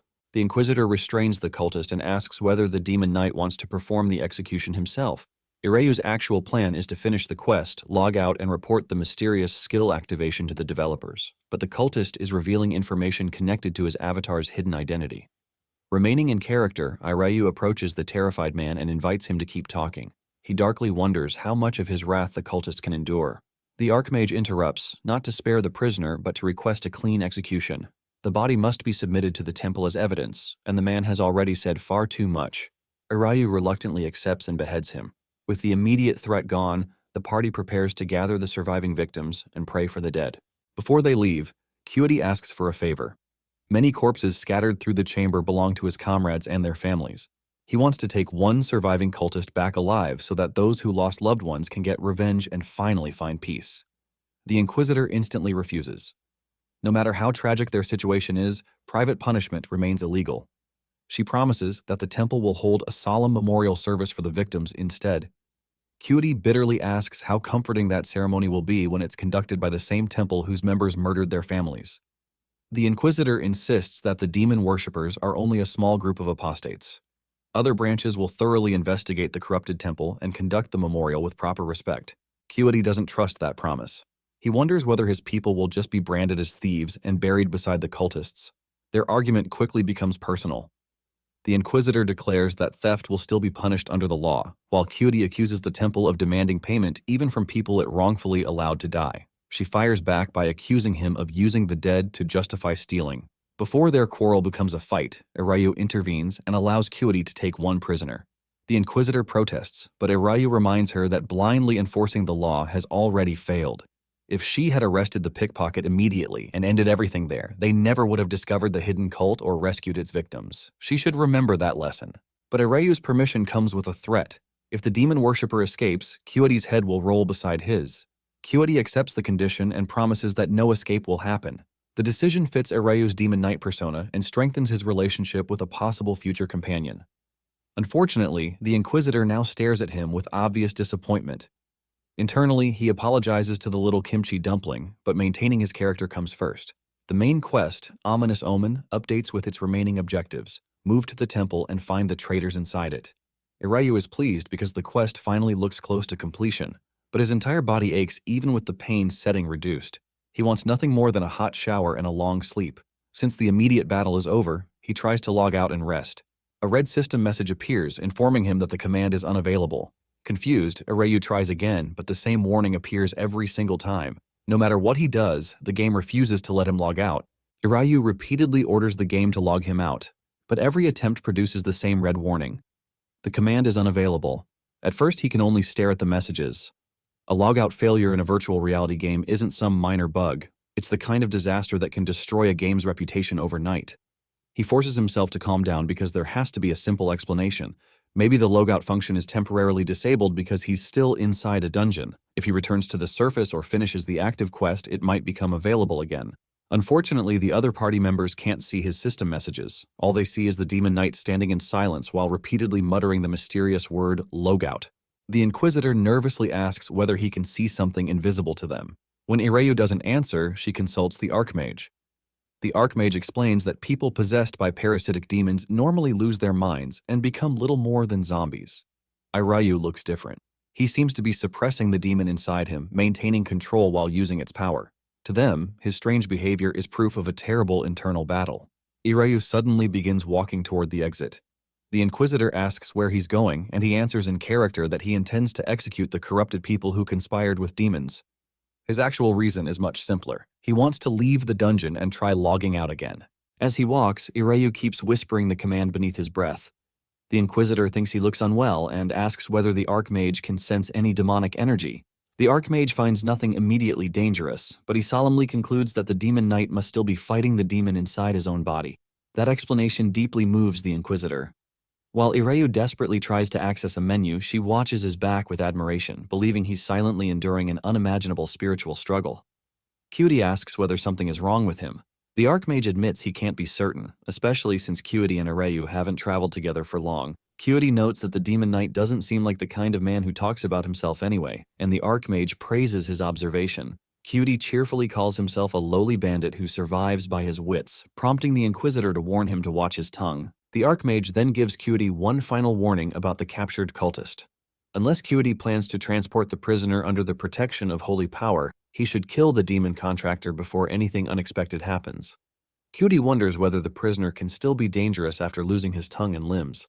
The Archmage explains that demonic power doesn't follow the rules of ordinary magic. Those injuries might delay the prisoner, but they can't guarantee anyone's safety. Kyuidi promises to kill him before sunrise. The party climbs out of the hidden passage and returns to Somen's commercial district. The Inquisitor prays for guidance along the righteous path and starts leading them toward the temple again. Before leaving, Kyuidi approaches Ireyu. Bandits never forget grudges, but they also never forget favors. He promises that he'll repay the debt he owes the demon knight someday. Ireyu curtly tells him that he doesn't need repayment. Kyuidi insists, and Ireyu repeats that he needs absolutely nothing.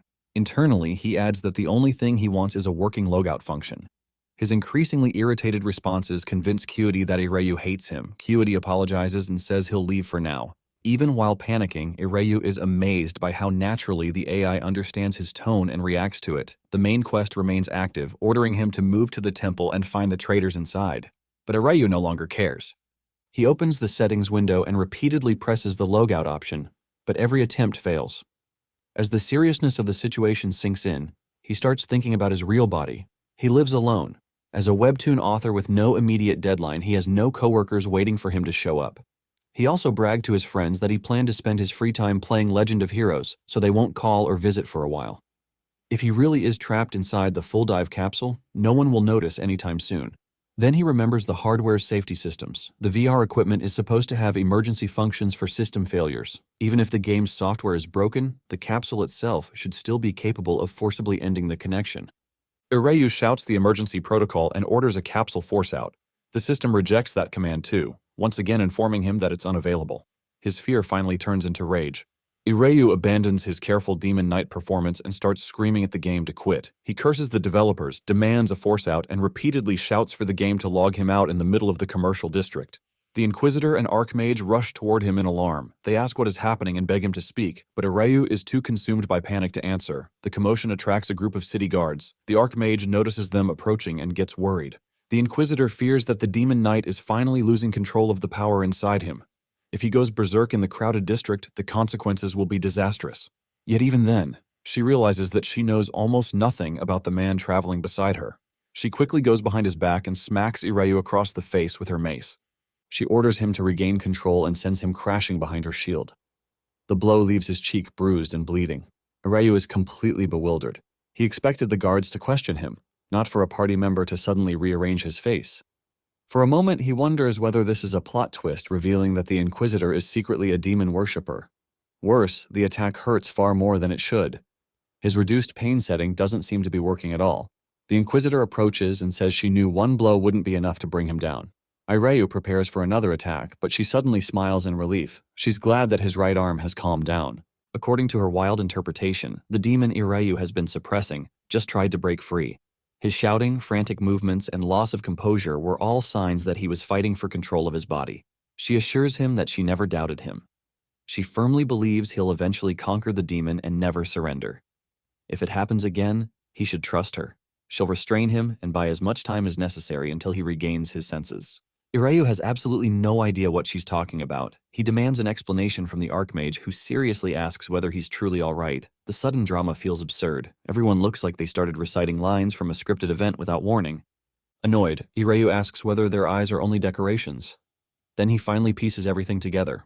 While he was desperately trying to log out, the party believed that the demon sealed inside his right arm was attempting to escape. Naturally, something like that would trigger his character's old trauma of nearly losing his body to the same demon. The ridiculous logout error completely destroyed his immersion, but playing this kind of tormented character comes so naturally to him that he barely needs to think. Returning to his Demon Knight persona, Ireyu coldly declares that he has no time to waste on fools who can't distinguish between him and the demon. The Archmage refuses to drop the subject. Even if Ireyu dislikes the question, the old mage needs an answer. Is there truly no problem with his right arm? Ireyu instantly treats the concern like an accusation and asks why the Archmage's own hypocrisy has suddenly begun bothering him. The Archmage clarifies that he doesn't mean to insult him, they're just worried about the thing he's suppressing. Ireyu answers that he'll continue hunting and killing demons. He doesn't care what anyone thinks of him. They only travel together because they share the same goal, and their time would be better spent destroying another demon than discussing his feelings. The Archmage finally asks the real question. Is there any chance that Ireyu could eventually become the same demon he's suppressing? Before Ireyu can answer, the Inquisitor steps between them and declares that such a thing will never happen. She has complete faith in the Demon Knight's reason and will. No human can remain entirely whole by themselves. People must trust one another and move forward together. She believes there is a purpose behind their meeting and promises to remain by Ireyu's side, enduring his struggle until he fully awakens and overcomes the demon. Ireyu is stunned. They only met recently, yet the Inquisitor is already offering him seemingly unlimited trust and affection. Even though he knows this is part of the game's story, her speech perfectly appeals to his love of deeply immersive roleplay. As a devoted immersion fanatic, he feels like he has no choice but to dedicate his entire soul to the scenario. His panic over logging out suddenly fades. The logout system will surely start working eventually. For now, he wants to see where the storyline goes. Ireyu sighs and mutters that there is no fixing the Inquisitor's eyes. She mistakenly thinks he's referring to an injury and happily assures him that her eyes are perfectly healthy. She even thanks him for worrying. The Archmage quietly explains that Ireyu probably wasn't talking about physical damage. Before they can continue, Ireyu sprints toward the temple. The Inquisitor shouts for him to warn them before running away, while the Archmage complains that forcing an elderly man to chase him is abuse. As they follow, the Archmage privately asks whether the Inquisitor is certain about trusting Ireyu. The power he displayed beneath the city exceeds anything they've ever witnessed, but it's dangerously unstable. If the demon consumes him and he goes berserk, the Archmage doubts that either of them can stop him. The Inquisitor admits she has concerns too.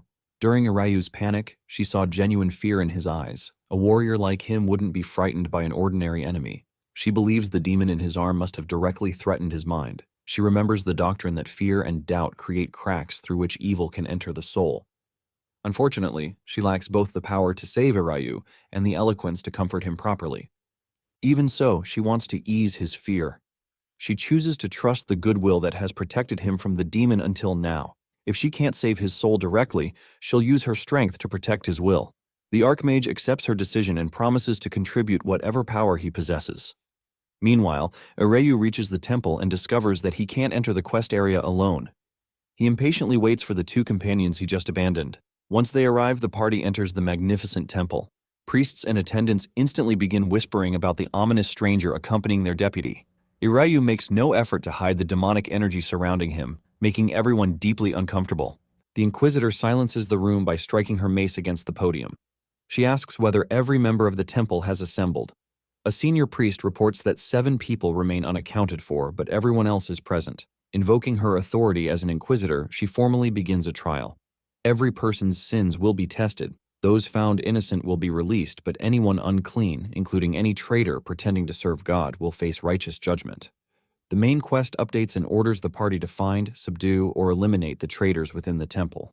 Our guy can only wonder what kind of ridiculous quest the game has dragged him into now.